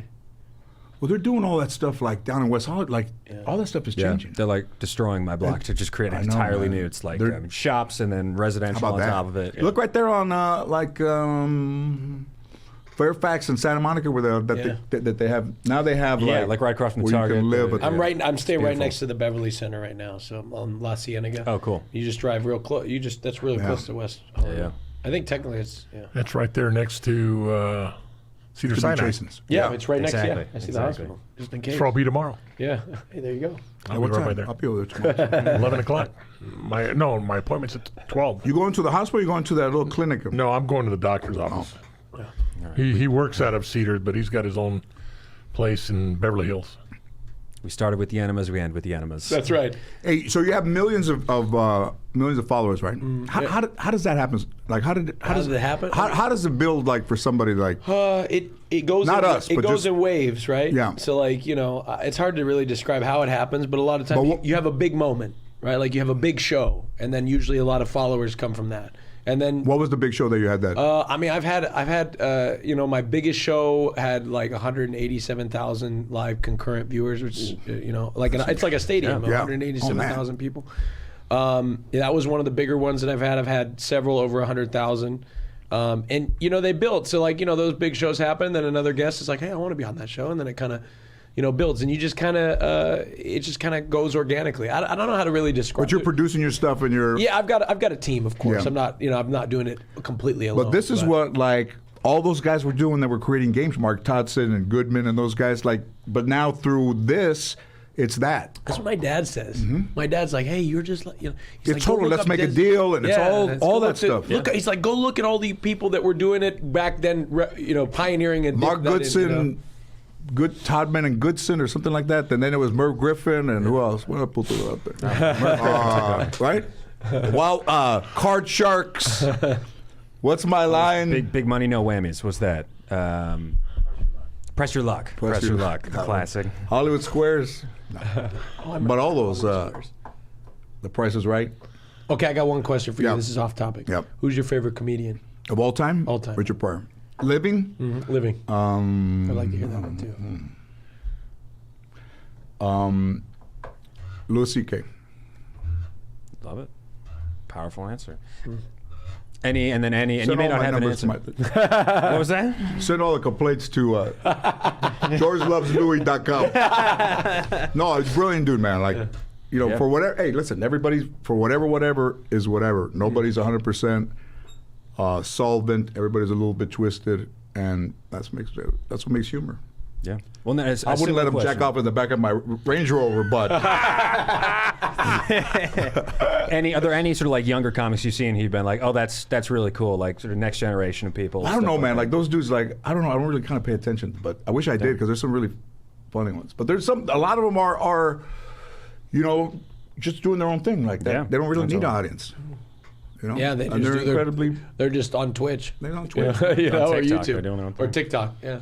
So Clubhouse is more of an audio. It's not. It's, do you think they'll go video? No. I don't know. Because that's what Twitch is. I don't I think really that's know. their I've heard thing. about Their thing Clubhouse. is See, this is audio. one thing that I'm not really super familiar with. It's like sort of like I've heard about it. A lot of businesses and like professionals use it. You right? think so? Yeah. Yeah. Yeah, a lot of Well, professionals. that's what I've seen. Well, you I can have start very a- limited dealing with Clubhouse, but the times that I have, the people that I'm listening are business people.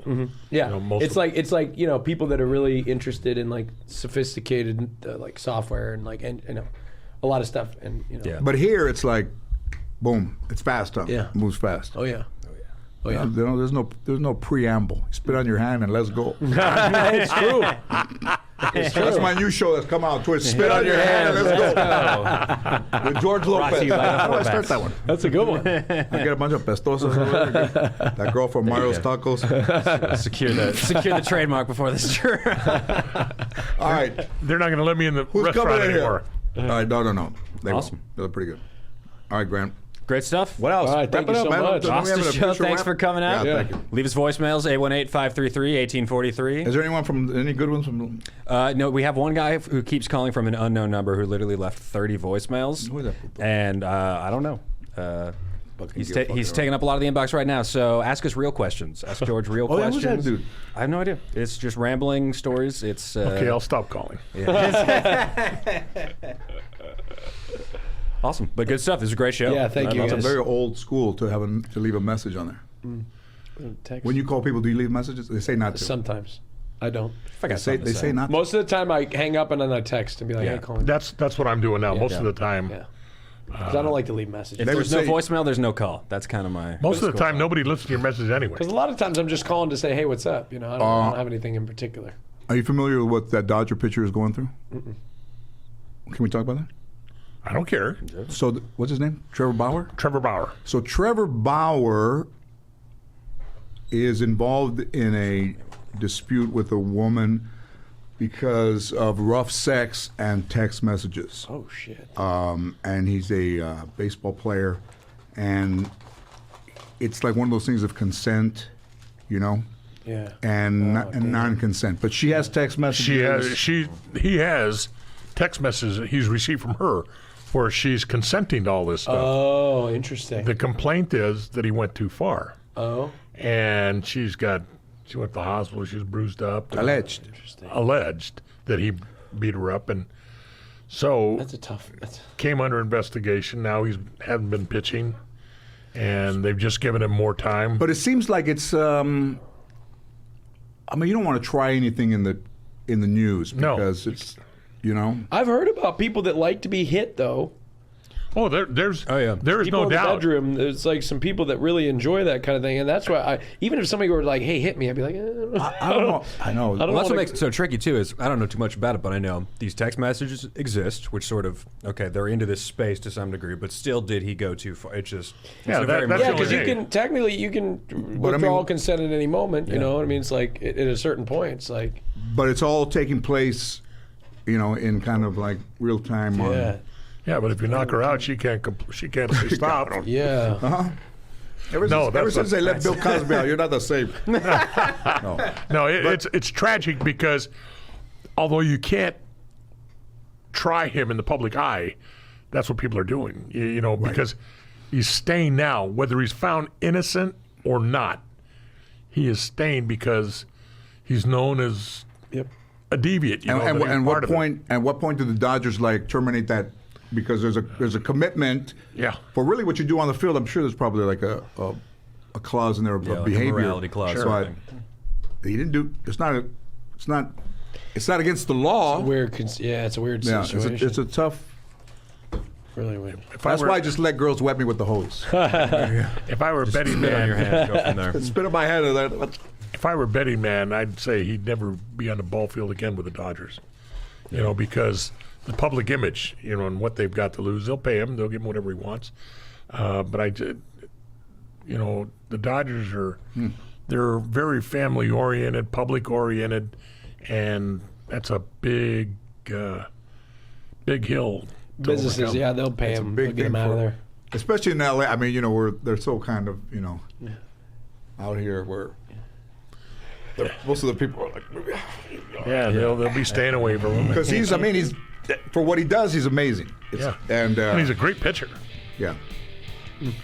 But what if he hit you with the ball and you came? Is that against the law?